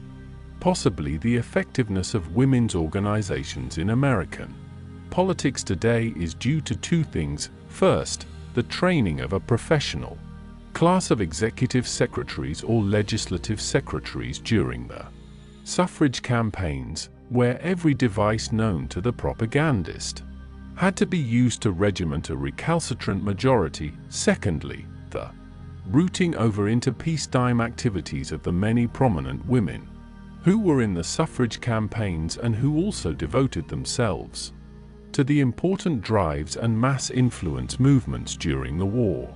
Such women as Mrs. Frank Vanderlip, Alice Ames Winter, Mrs. Henry Moskowitz, Mrs. Florence Kelly, Mrs. John Blair, Mrs. O.H.P.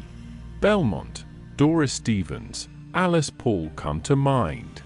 If I have seemed to concentrate on the accomplishments of women in politics, it is because they afford a particularly striking example of intelligent use of the new propaganda to secure attention and acceptance of minority ideas. It is perhaps curiously appropriate that the latest recruits to the political arena should recognize and make use of the newest weapons of persuasion to offset any lack of experience with what is somewhat euphemistically termed practical politics.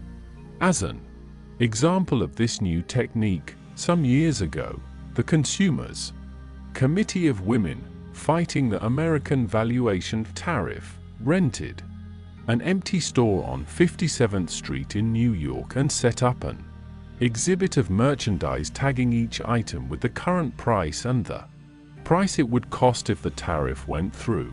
Hundreds of visitors to this shop rallied to the cause of the committee, but there are also non-political fields in which women can make and have made their influence felt for social ends, and in which they have utilized the principle of group leadership in attaining the desired objectives. In the General Federation of Women's Clubs, there are 13,000 clubs. Broadly classified, they include civic and city clubs, mothers and homemakers clubs, cultural clubs devoted to art, music or literature, business and professional women's clubs, and general women's clubs, which may embrace either civic or community phases, or combine some of the other activities listed. The Women's Club is generally effective on behalf of health, education, in furthering appreciation of the fine arts, in sponsoring legislation that affects the welfare of women and children, in playground development and park improvement, in raising standards of social or political morality, in homemaking and home economics, education and the like. In these fields, the Women's Club concerns itself with efforts that are not ordinarily covered by existing agencies, and often both initiates and helps to further movements for the good of the community. A club interested principally in homemaking and the practical arts can sponsor a cooking school for young brides and others. An example of the keen interest of women in this field of education is the cooking school recently conducted by the New York Herald Tribune, which held its classes in Carnegie Hall, seating almost 3,000 persons.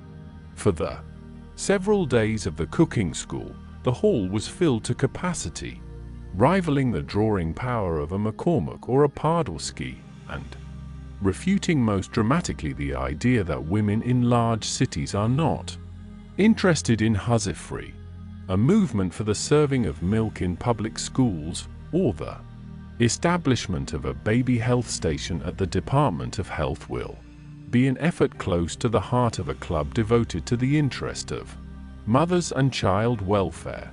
A music club can broaden its sphere and be of service to the community by cooperating with a local radio station in arranging better musical programs. Fighting bad music can be as militant a campaign and marshal as varied resources as any political battle. An art club can be active in securing loan exhibitions for its city. It can also arrange traveling exhibits of the artwork of its members or show the artwork of schools or universities. A literary club may step out of its charmed circle of lectures and literary lions and take a definite part in the educational life of the community. It can sponsor, for instance, a competition in the public schools for the best essay on the history of the city or on the life of its most famous son. Over and above the particular object for which the Women's Club may have been constituted, it commonly stands ready to initiate or help any movement which has for its object a distinct public good in the community. More important, it constitutes an organized channel through which women can make themselves felt as a definite part of public opinion.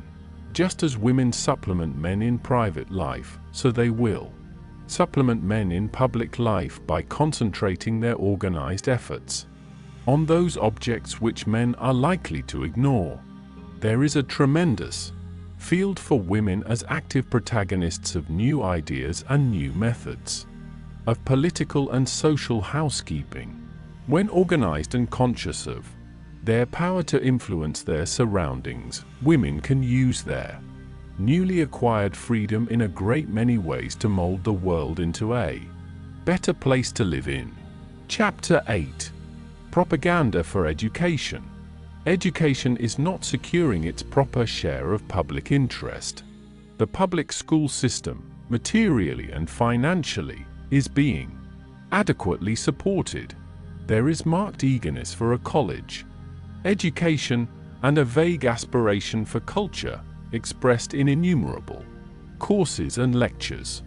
The public is not cognizant of the real value of education and does not realize that education as a social force is not receiving the kind of attention it has the right to expect in a democracy.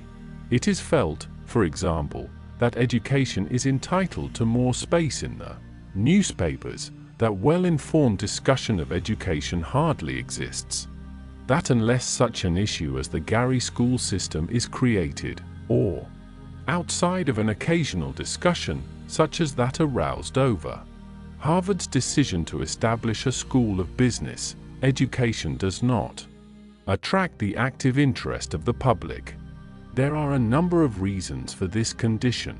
First of all, there is the fact that the educator has been trained to stimulate to thought the individual students in his classroom, but has not been trained as an educator at large of the public.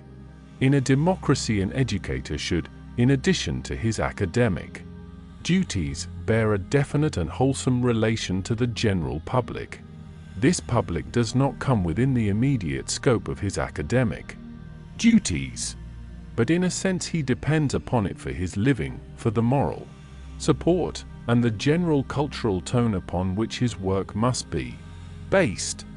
In the field of education, we find what we have found in politics and other fields, that the evolution of the practitioner of the profession has not kept pace with the social evolution around him, and is out of gear with the instruments for the dissemination of ideas which modern society has developed.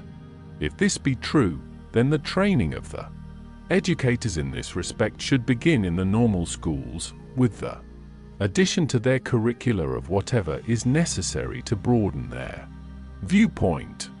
The public cannot understand unless the teacher understands the relationship between the general public and the academic idea. The normal school should provide for the training of the educator, to make him realize that his is a twofold job: education as a teacher and education as a propagandist. A second reason for the present remoteness of education from the thoughts and interests of the public is to be found in the mental attitude of the pedagogue, whether primary school teacher or college professor, toward the world outside the school. This is a difficult psychological problem. The teacher finds himself in a world in which the emphasis is put on those objective goals and those objective attainments which are prized by our American society. He himself is but moderately or poorly paid. Judging himself by the standards in common acceptance, he cannot but feel a sense of inferiority because he finds himself continually being compared, in the minds of his own pupils, with the successful businessman and the successful leader in the outside world. Thus the educator becomes repressed and suppressed in our civilization. As things stand, this condition cannot be changed from the outside unless the general public alters its standards of achievement, which it is not likely to do soon. Yet it can be changed by the teaching profession itself, if it becomes conscious not only of its individualistic relation to the pupil, but also of its social relation to the general public. The teaching profession, as such, has the right to carry on a very definite propaganda, with a view to enlightening the public and asserting its intimate relation to the society which it serves. In addition to conducting a propaganda on behalf of its individual members, education must also raise the general appreciation of the teaching profession. Unless the profession can raise itself by its own bootstraps, it will fast lose the power of recruiting outstanding talent for itself. Propaganda cannot change all that is at present unsatisfactory in the educational situation.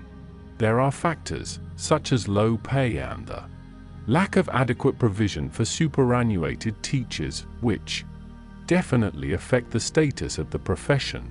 It is possible, by means of an intelligent appeal predicated upon the actual present composition of the public mind, to modify the general attitude toward the teaching profession. Such a changed attitude will begin by expressing itself in an insistence on the idea of more adequate salaries for the profession. There are various ways in which academic organizations in America handle their financial problems. One type of college or university depends, for its monetary support, upon grants from the state legislatures. Another depends upon private endowment. There are other types of educational institutions, such as the sectarian, but the two chief types include by far the greater number of our institutions of higher learning. The state university is supported by grants from the people of the state, voted by the state legislature. In theory, the degree of support which the university receives is dependent upon the degree of acceptance accorded it by the voters. The state university prospers according to the extent to which it can sell itself to the people of the state. The state university is therefore in an unfortunate position unless its president happens to be a man of outstanding merit as a propagandist and a dramatizer of educational issues. Yet if this is the case, if the university shapes its whole policy toward gaining the support of the state legislature, its educational function may suffer. It may be tempted to base its whole appeal to the public on its public service, real or supposed, and permit the education of its individual students to take care of itself. It may attempt to educate the people of the state at the expense of its own pupils. This may generate a number of evils, to the extent of making the university a political instrument, a mere tool of the political group in power.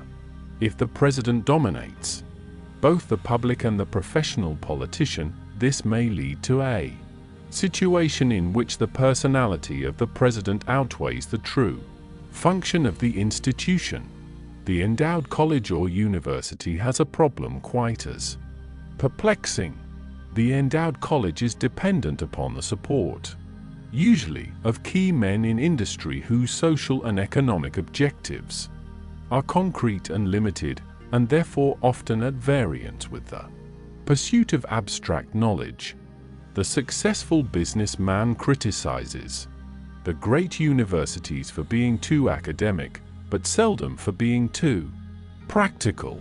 One might imagine that the key men who support our http://www.historyisa-weapon.com/defcon1/burnprop.html 52 of 66, the 9th of July 2007, 5:44 p.m. Universities would like them to specialize in schools of applied science, of practical salesmanship, or of industrial efficiency. And it may well be, in many instances, that the demands which the potential endowers of our universities make upon these institutions are flatly in contradiction to the interests of scholarship and general culture. We have, therefore, the anomalous situation of the college seeking to carry on a propaganda in favor of scholarship among people who are quite out of sympathy with the aims to which they are asked to subscribe their money. Men who, by the commonly accepted standards, are failures or very moderate successes in our American world. The pedagogues seek to convince the outstanding successes, the businessmen, that they should give their money to ideals which they do not pursue.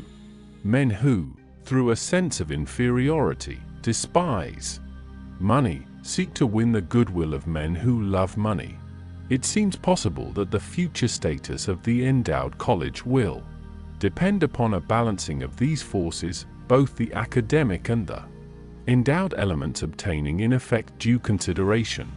The college must win public support. If the potential donor is apathetic, enthusiastic public approval must be obtained to convince him. If he seeks unduly to influence the educational policy of the institution, public opinion must support the college in the continuance of its proper functions.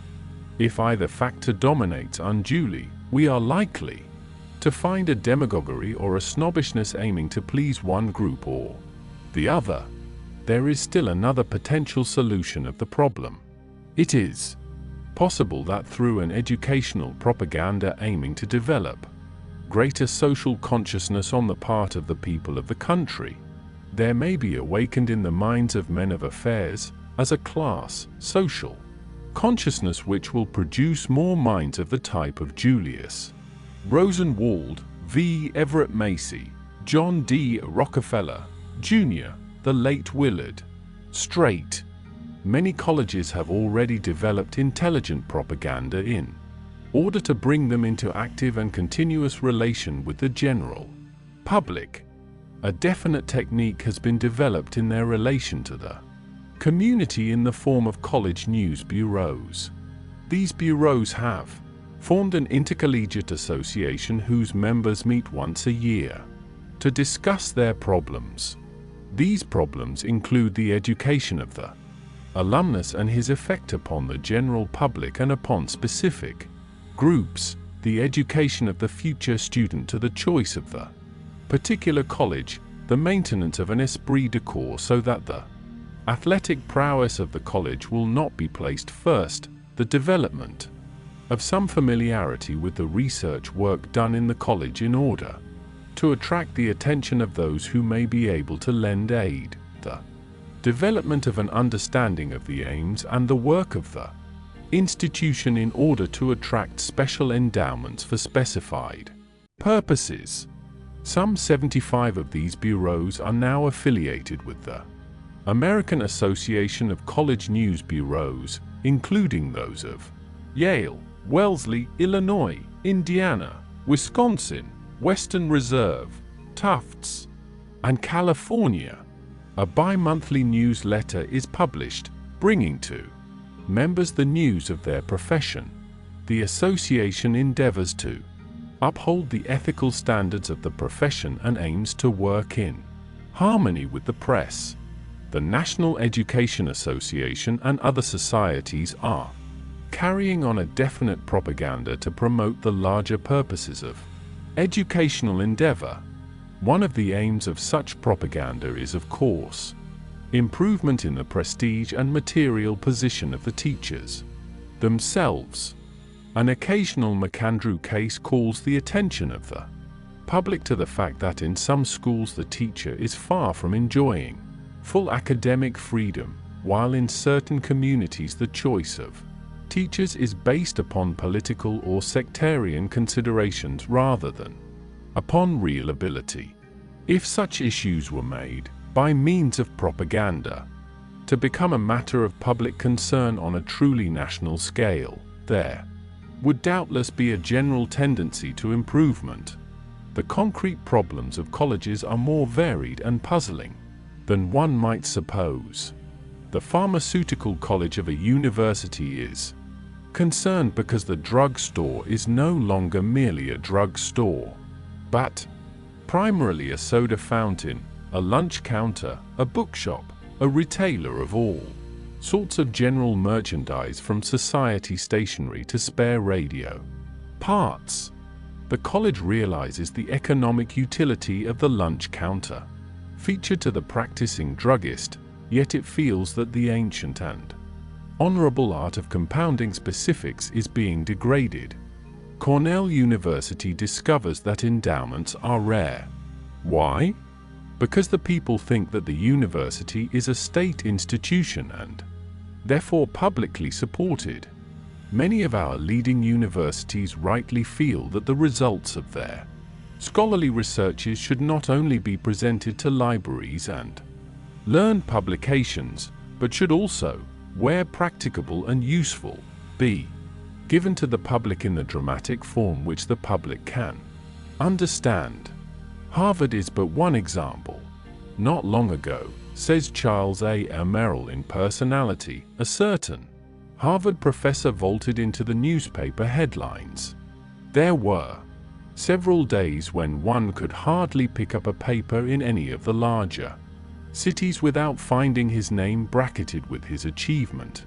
The professor, who was back from a trip to Yucatan in the interests of science, had solved the mystery of the Venus calendar of the ancient Mayas.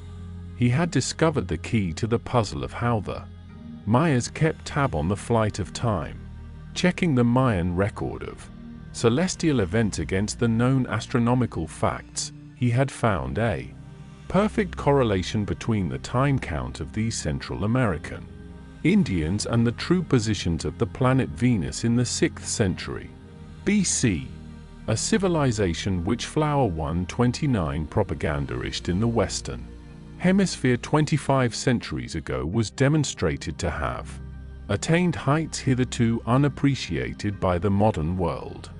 How the professor's discovery happened to be chronicled in the popular press is, also, in retrospect, a matter of interest. If left to his own devices, he might never have appeared in print, except perhaps in some technical publication, and his remarks there would have been no more intelligible to the average man or woman than if they had been inscribed in Mayan hieroglyphics. Popularization of this message from antiquity was due to the initiative of a young man named James W. D. Seymour. It may surprise and shock some people, Mr. Merrill adds, to be told that the oldest and most dignified seats of learning in America now hire press agents, just as railroad companies, fraternal organizations, moving picture producers, and political parties retain them. It is nevertheless a fact. There is hardly a college or university in the country which does not, with the approval of the governing body and the faculty, maintain a publicity office with a director and a staff of assistants for the purpose of establishing friendly relations with the newspapers and, through the newspapers, with the public. This enterprise breaks sharply with tradition. In the older seats of learning, it is a recent innovation. It violates the fundamental article in the creed of the old academic societies. Cloistered seclusion used to be considered the first essential of scholarship. The college was anxious to preserve its aloofness from the world. The colleges used to resent outside interest in their affairs. They might, somewhat reluctantly and contemptuously, admit reporters to their commencement day exercises, but no further would they go.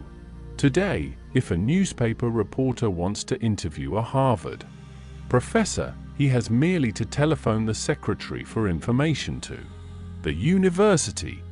Officially, Harvard still shies away from the title Director of Publicity. Informally, however, the secretary with the long title is the publicity man. He is an important official today at Harvard. It may be a new idea that the president of a university will concern himself with the kind of mental picture his institution produces on the public mind. Yet it is part of the president's work to see that his university takes its proper place in the community and therefore also in the community mind, and produces the results desired, both in a cultural and in a financial sense.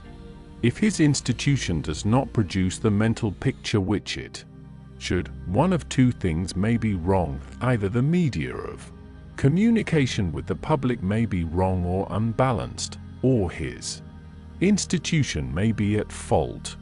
The public is getting an oblique impression of the university, in which case the impression should be modified, or it may be that the public is getting a correct impression, in which case Very possibly, the work of the university itself should be modified.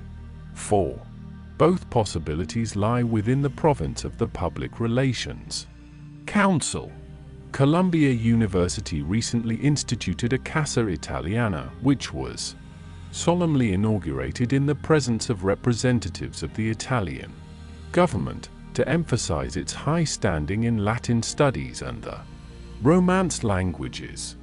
Years ago, Harvard founded the Germanic Museum, which was ceremoniously opened by Prince Henry of Prussia. Many colleges maintain extension courses which bring their work to the knowledge of a broad public. It is of course proper that such courses should be made known to the general public.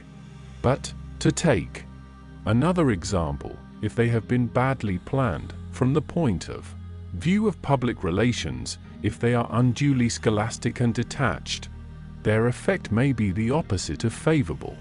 In such a case, it is not the work of the Public Relations Council to urge that the courses be made better known, but to urge that they first be modified to conform to the impression which the college wishes to create, where that is compatible with the university's scholastic ideals. Again, it may be the general opinion that the work of a certain institution is 80% postgraduate research, an opinion which may tend to alienate public interest. This opinion may be true or it may be false. If it is false, it should be corrected by high spotting undergraduate activities. If, on the other hand, it is true that 80% of the work is postgraduate research, the most should be made of that fact. It should be the concern of the president to make known the discoveries which are of possible public interest. A university expedition into biblical lands may be uninteresting as a purely scholastic undertaking, but if it contributes light on some biblical assertion, it will immediately arouse the interest of large masses of the population. The zoological department may be hunting for some strange bacillus which has no known relation to any human disease, but the fact that it is chasing bacilli is in itself capable of dramatic presentation to the public. Many universities now gladly lend members of their faculties to assist in investigations of public interest. Thus Cornell lent Professor Wilcox to aid the government in the preparation of the national census. Professor Irving Fisher of Yale has been called in to advise on currency matters. In the ethical sense, propaganda bears the same relation to education as to business or politics. It may be abused. It may be used to over-advertise an institution and to create in the public mind artificial values. There can be no absolute guarantee against its misuse. Chapter 9. Propaganda in Social Service. The Public Relations Council is necessary to social work. And, since social service, by its very nature, can continue only by means of the voluntary support of the wealthy, it is obliged to use propaganda continually. The leaders in social service were among the first consciously to utilize propaganda in its modern sense. The great enemy of any attempt to change men's habits is inertia. Civilization is limited by inertia. Our attitude toward social relations, toward economics, toward national and international politics, continues past attitudes and strengthens them under the force of tradition. Comstock drops his mantle of proselytizing morality on the willing shoulders of a Sumner. Penrose drops his mantle on Butler, Carnegie his on Schwab, and so ad infinitum. Opposing this traditional acceptance of existing ideas is an active public opinion that has been directed consciously into movements against inertia. Public opinion was made or changed, formerly by tribal chiefs, by kings, by religious leaders. Today the privilege of attempting to sway public opinion is everyone's. It is one of the manifestations of democracy that anyone may try to convince others and to assume leadership on behalf of his own thesis. New ideas, new precedents, are continually striving for a place in the scheme of things. The social settlement, the organized campaigns against tuberculosis and cancer, the various research activities aiming directly at the elimination of social diseases and maladjustments, a multitude of altruistic activities which could be catalogued only in a book of many pages, have need of knowledge of the public mind and mass psychology if they are to achieve their aims. The literature on social service publicity is so extensive and the underlying principles so fundamental that only one example is necessary here to illustrate the technique of social service propaganda. A social service organization undertook to fight lynching, Jim Crowism, and the civil discriminations against the Negro below the Mason and Dixon line. The National Association for the Advancement of the Colored People had the fight in hand. As a matter of technique, they decided to dramatize the year's campaign in an annual convention which would concentrate attention on the problem. Should it be held in the North, South, West, or East? Since the purpose was to affect the entire country, the association was advised to hold it in the South.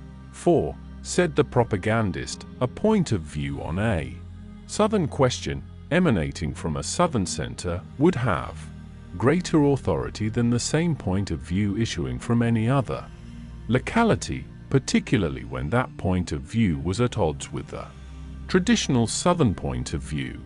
Atlanta was chosen.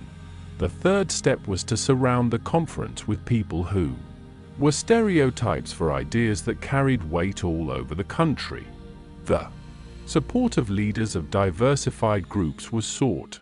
Telegrams and letters were dispatched to leaders of religious, political, social, and educational groups, asking for their point of view on the purpose of the conference.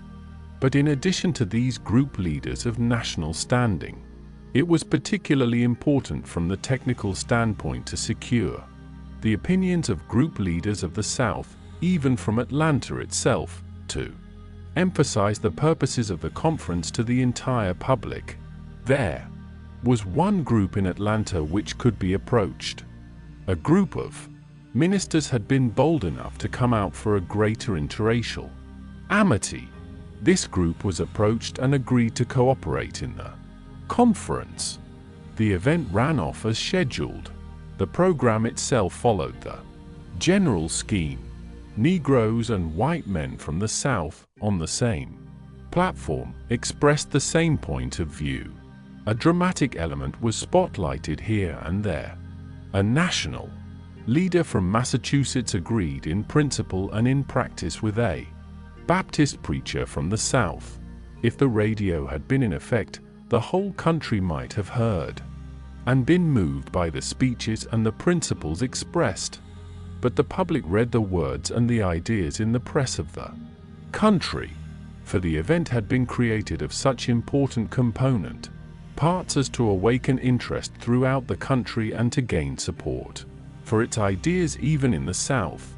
The editorials in the Southern press, reflecting the public opinion of their communities, showed that the subject had become one of interest to the editors because of the participation by Southern leaders. The event naturally gave the association itself substantial weapons with which to appeal to an increasingly wider circle. Further publicity was attained by mailing reports, letters, and other propaganda to selected groups of the public.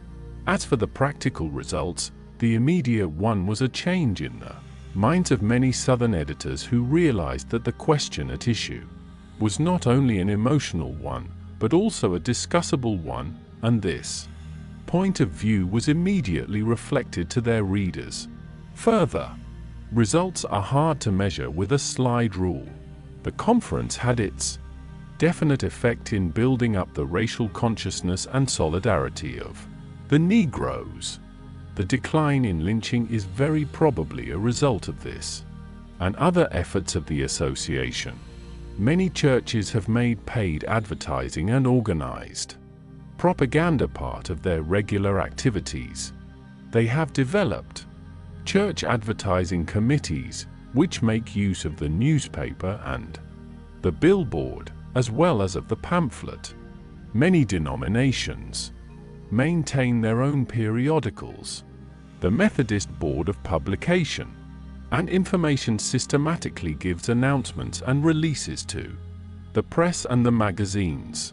But in a broader sense, the very activities of social service are propaganda activities. A campaign for the preservation of the teeth seeks to alter people's habits in the direction of more frequent brushing of teeth. A campaign for better parks seeks to alter people's opinion in regard to the desirability of taxing themselves for the purchase of park facilities. A campaign against tuberculosis is an attempt to convince everybody that tuberculosis can be cured, that persons with certain symptoms should immediately go to the doctor, and the like. A campaign to lower the infant mortality rate is an effort to alter the habits of mothers in regard to feeding, bathing, and caring for their babies. Social service, in fact, is identical with propaganda in many cases. Even those aspects of social service which are governmental and administrative, rather than charitable and spontaneous, depend on wise propaganda for their effectiveness. Professor Harry Elmer Barnes, in his book, The Evolution of Modern Penology in Pennsylvania, states that improvements in penological administration in that state are hampered by political influences. The legislature must be persuaded to permit the utilization of the best methods of scientific penology, and for this there is necessary the development of an enlightened public opinion. Until such a situation has been brought about, Mr. Barnes states, progress in penology is doomed to be sporadic, local, and generally ineffective. The solution of prison problems, then, seems to be fundamentally a problem of conscientious and scientific publicity. Social progress is simply the progressive education and enlightenment of the public mind in regard to its immediate and distant social problems. Chapter 10. Art and Science. http://www.historyisa-weapon.com/defcon1/burnprop.html 58 of 66, the 9th of July, 2007, 5:44 p.m. IN the education of the American public toward greater art appreciation. Propaganda plays an important part. When art galleries seek to launch the canvases of an artist, they should create public acceptance for his works. To increase public appreciation, a deliberate propagandizing effort must be made. In art as in politics, the minority rules, but it can rule only by going out to meet the public on its own ground, by understanding the anatomy of public opinion and utilizing it. In applied and commercial art, propaganda makes greater opportunities for the artist than ever before. This arises from the fact that mass production reaches an impasse when it competes on a price basis only. It must, therefore, in a large number of fields create a field of competition based on aesthetic values. Business of many types capitalizes the aesthetic sense to increase markets and profits, which is only another way of saying that the artist has the opportunity of collaborating with industry in such a way as to improve the public taste, injecting beautiful instead of ugly motifs into the articles of common use, and, furthermore, securing recognition and money for himself. Propaganda can play a part in pointing out what is and what is not beautiful, and business can definitely help in this way to raise the level of American culture. In this process, propaganda will naturally make use of the authority of group leaders whose taste and opinion are recognized.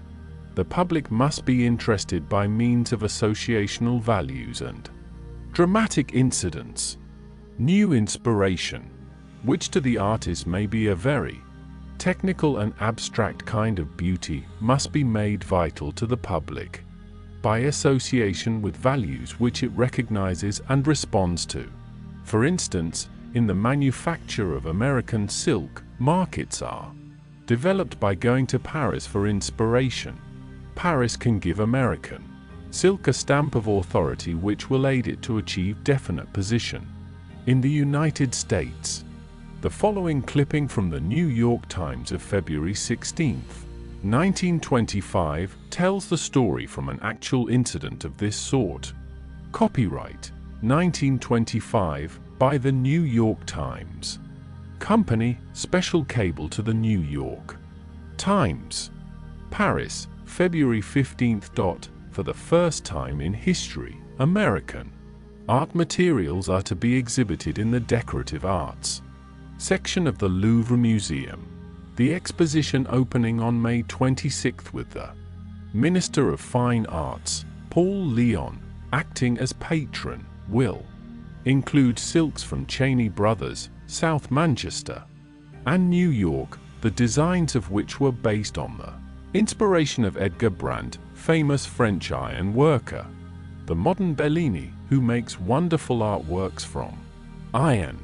M. Brandt designed and made the monumental iron doors of the Verdun War Memorial. He has been asked to assist and participate in this exposition, which will show France the accomplishments of American industrial art. 30 designs inspired by Edgar Brandt's work are embodied in 2,500 yards of printed silks, tinsels and cut velvets in 100 colors.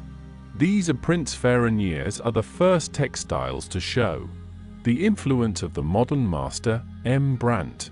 The silken fabrics possess a striking composition, showing characteristic Brandt motifs which were embodied in the tracery of large designs by the Cheney artists who succeeded in translating the iron into silk, a task which might appear almost impossible. The strength and brilliancy of the original design is enhanced by the beauty and warmth of color. The result of this ceremony was that prominent department stores in New York, Chicago, and other cities asked to have this exhibition. They tried to mold the public taste in conformity with the idea which had the approval of Paris. The silks of Cheney Brothers, a commercial product produced in quantity, gained a place in public esteem by being associated with the work of a recognized artist and with a great art museum. The same can be said of almost any commercial product susceptible of beautiful design. There are few products in daily use, whether furniture, clothes, lamps, posters, commercial labels, book, jackets, pocketbooks, or bathtubs which are not subject to the laws of good taste. In America, whole departments of production are being changed through propaganda to fill an economic as well as an aesthetic need. Manufacture is being modified to conform to the economic need to satisfy the public demand for more beauty. A piano manufacturer recently engaged artists to design modernist pianos.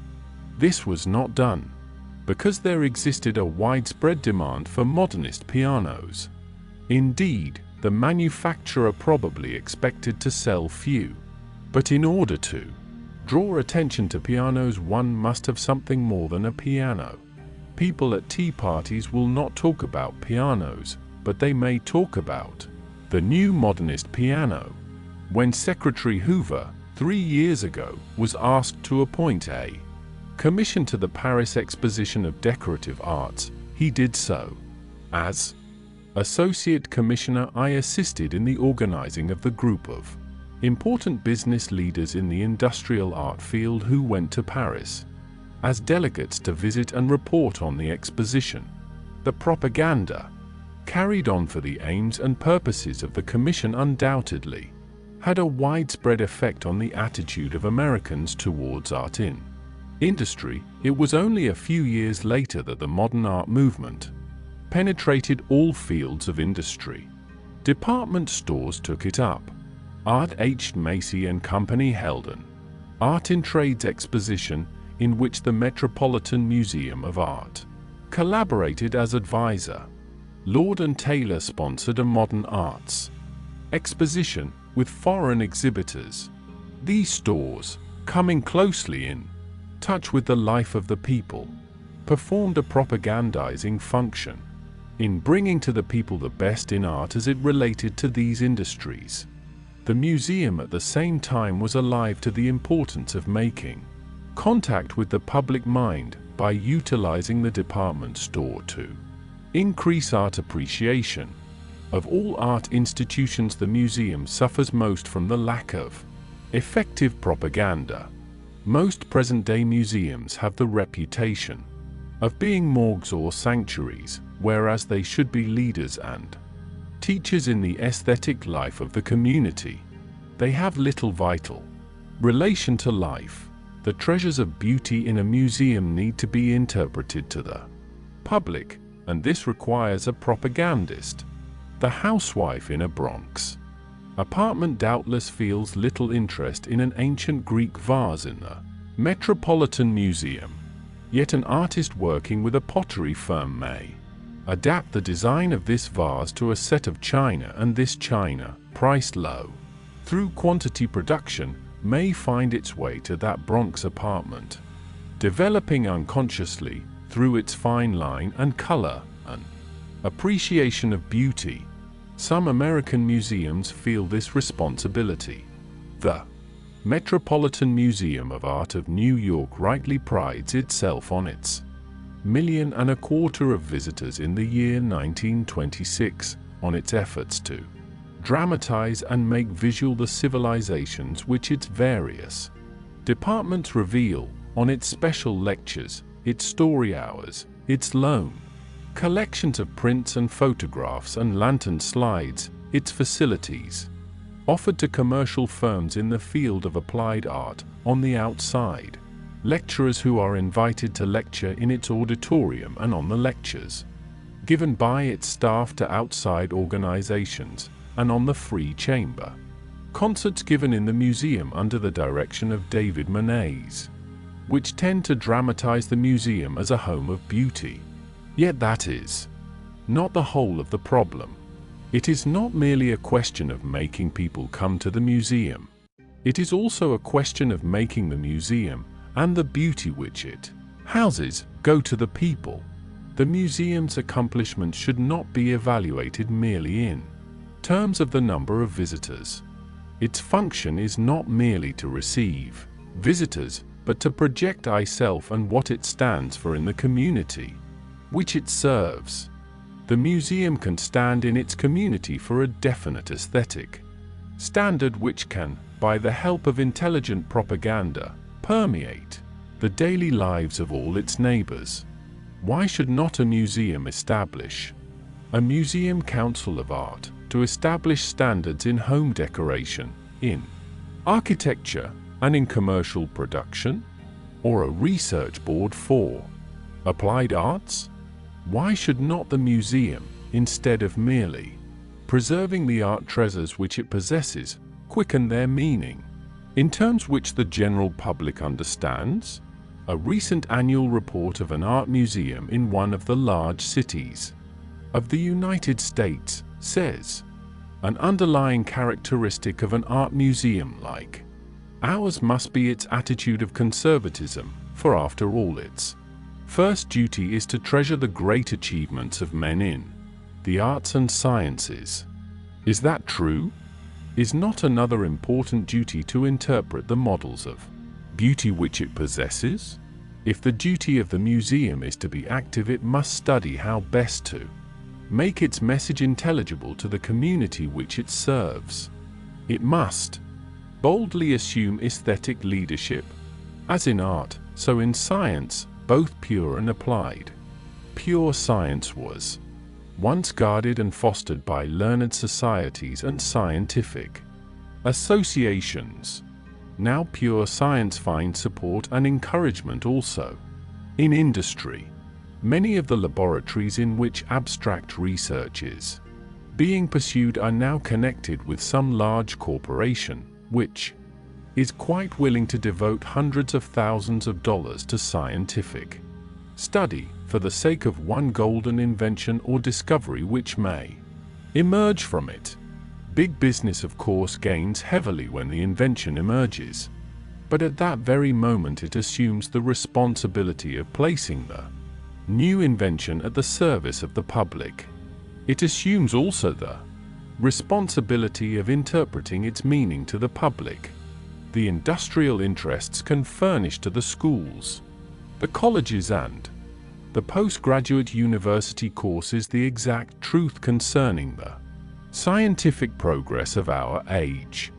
They not only can do so, they are under obligation to do so. Propaganda as an instrument of commercial competition has opened opportunities to the inventor and given great stimulus to the research scientist. In the last 5 or 10 years, the successes of some of the larger corporations have been so outstanding that the whole field of science has received a tremendous impetus. The American Telephone and Telegraph Company, the Western Electric Company, the General Electric Company, the Westinghouse Electric Company and others have realized the importance of scientific research.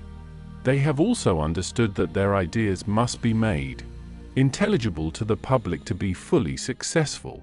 Television, broadcasting, loudspeakers are utilized as propaganda aids. Propaganda assists in marketing new inventions.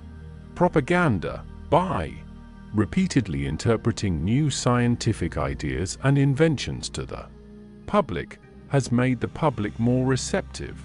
Propaganda is accustoming the public to change and progress. Chapter 11. The Mechanics of Propaganda.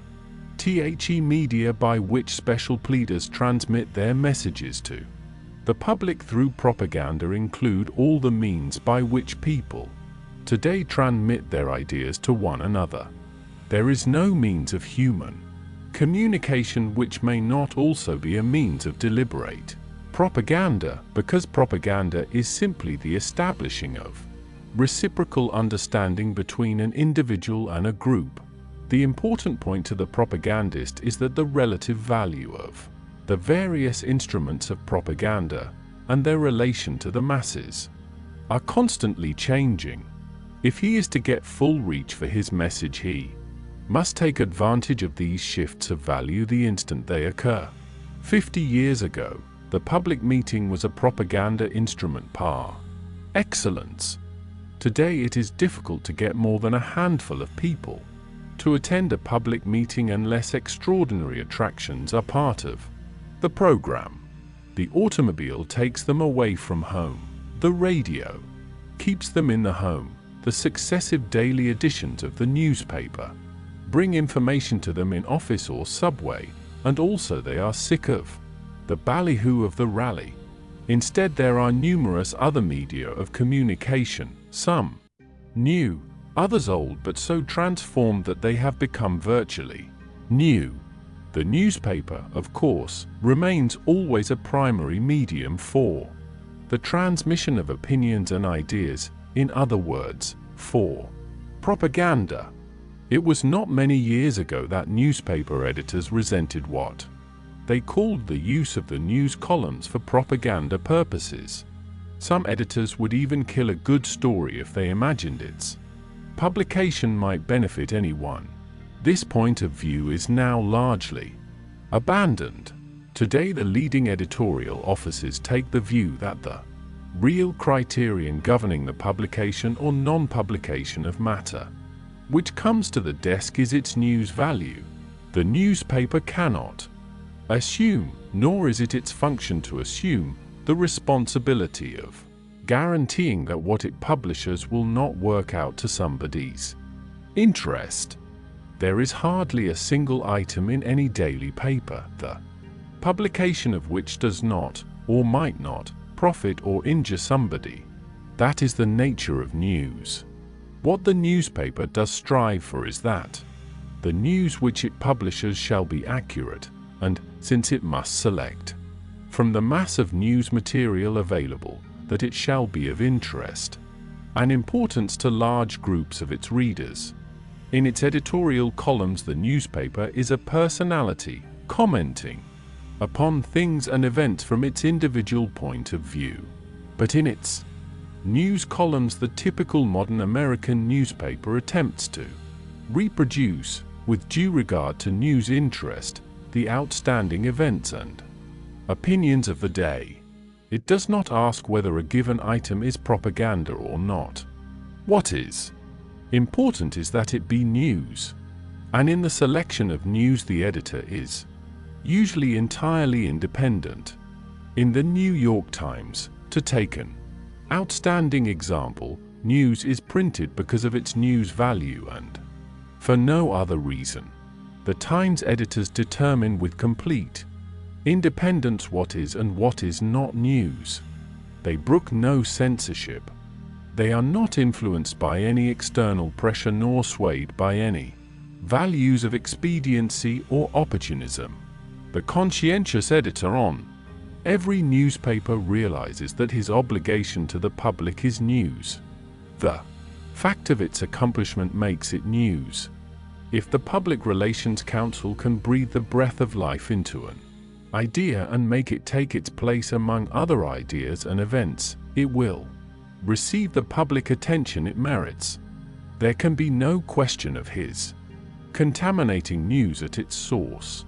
He creates some of the day's events which must compete in the editorial office with other events. Often the events which he creates may be specially acceptable to a newspaper's public, and he may create them with that public in mind. If important things of life today consist of transatlantic radiophone talks arranged by commercial telephone companies, if they consist of inventions that will be commercially advantageous to the men who market them, if they consist of Henry Fords with epoch-making cars, then all this is news. The so-called flow of propaganda into the newspaper offices of the country may, simply at the editor's discretion, find its way to the waste basket. The source of the news offered to the editor should always be clearly stated and the facts accurately presented. The situation of the magazines at the present moment, from the propagandist's point of view, is different from that of the daily newspapers. The average magazine assumes no obligation, as the newspaper does, to reflect the current news. It selects its material deliberately, in accordance with a continuous policy. It is not, like the newspaper, an organ of public opinion, but tends rather to become a propagandist organ, propagandizing for a particular idea, whether it be good housekeeping, or smart apparel, or beauty in home decoration, or debunking public opinion, or general enlightenment, or liberalism, or amusement. One magazine may aim to sell health, another, English gardens, another, fashionable men's wear, another, Nietzschean philosophy.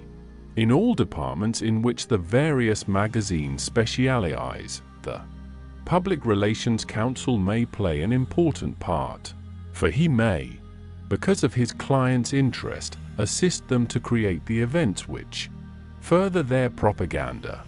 A bank, in order to emphasize the importance of its women's department, may arrange to supply a leading women's magazine with a series of articles and advice on investments written by the woman expert in charge of this department. The women's magazine, in turn, will utilize this new feature as a means of building additional prestige and circulation. The lecture, once a powerful means of influencing public opinion, has changed its value. The lecture itself may be only a symbol, a ceremony. Its importance, for propaganda purposes, lies in the fact that it was delivered. Professor so-and-so, expounding an epoch-making invention, may speak to 500 persons, or only 50. His lecture, if it is important, will be broadcast. Reports of it will appear in the newspapers. Discussion will be stimulated. The real value of the lecture, from the propaganda point of view, is in its repercussion to the general public. The radio is at present one of the most important tools of the propagandist. Its future development is uncertain. It may compete with the newspaper as an advertising medium. Its ability to reach millions of persons simultaneously naturally appeals to the advertiser. And since the average advertiser has a limited appropriation for advertising, money spent on the radio will tend to be withdrawn from the newspaper. To what extent is the publisher alive to this new phenomenon? It is bound to come close to American journalism and publishing. Newspapers have recognized the advertising potentialities of the companies that manufacture radio apparatus and of radio stores, large and small, and newspapers have accorded to the radio in their news and feature columns an importance relative to the increasing attention given by the public to radio. At the same time, certain newspapers have bought radio stations and linked them up with their news and entertainment distribution facilities, supplying these two features over the air to the public. It is possible that newspaper chains will sell schedules of advertising space on the air and on paper. Newspaper chains will possibly contract with advertisers for circulation on paper and over the air. There are, at present, publishers who sell space in the air and in their columns, but they regard the two as separate ventures.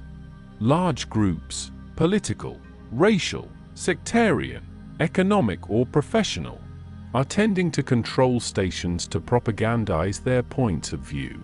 Or is it conceivable that America may adopt the English licensing system, under which the listener, instead of the advertiser, pays? Whether the present system is changed, the advertiser and propagandist must necessarily adapt himself to it. Whether, in the future, airspace will be sold openly as such, or whether the message will reach the public in the form of straight entertainment and news, or as special programs for particular groups, the propagandist must be prepared to meet the conditions and utilize them. The American motion picture is the greatest unconscious carrier of propaganda in the world today. It is a great distributor for ideas and opinions. The motion picture can standardize the ideas and habits of a nation. Because pictures are made to meet market demands, they reflect, emphasize and even exaggerate broad popular tendencies, rather than stimulate new ideas and opinions. The motion picture avails itself only of ideas and facts which are in vogue. As the newspaper seeks to purvey news, it seeks to purvey entertainment. Another instrument of propaganda is the personality. Has the device of the exploited personality been pushed too far? President Coolidge, photographed on his vacation in full Indian regalia in company with full-blooded chiefs, was the climax of a greatly over-reported vacation. Obviously, a public personality can be made absurd by misuse of the very mechanism which helped create it. Yet the vivid dramatization of personality will always remain one of the functions of the Public Relations Council. The public instinctively demands a personality to typify a conspicuous corporation or enterprise.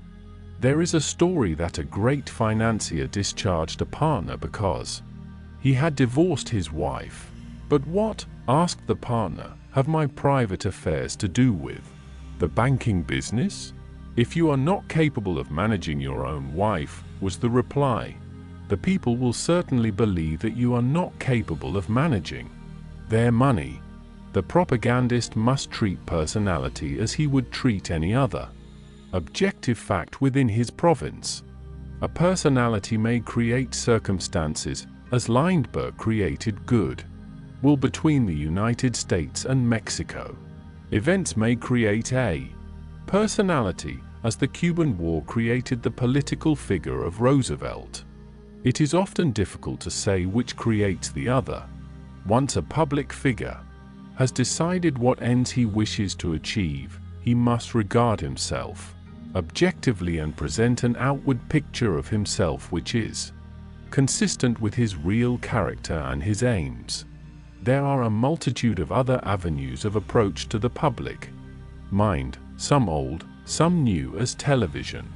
No attempt will be made to discuss each one separately. The school may disseminate information concerning scientific facts.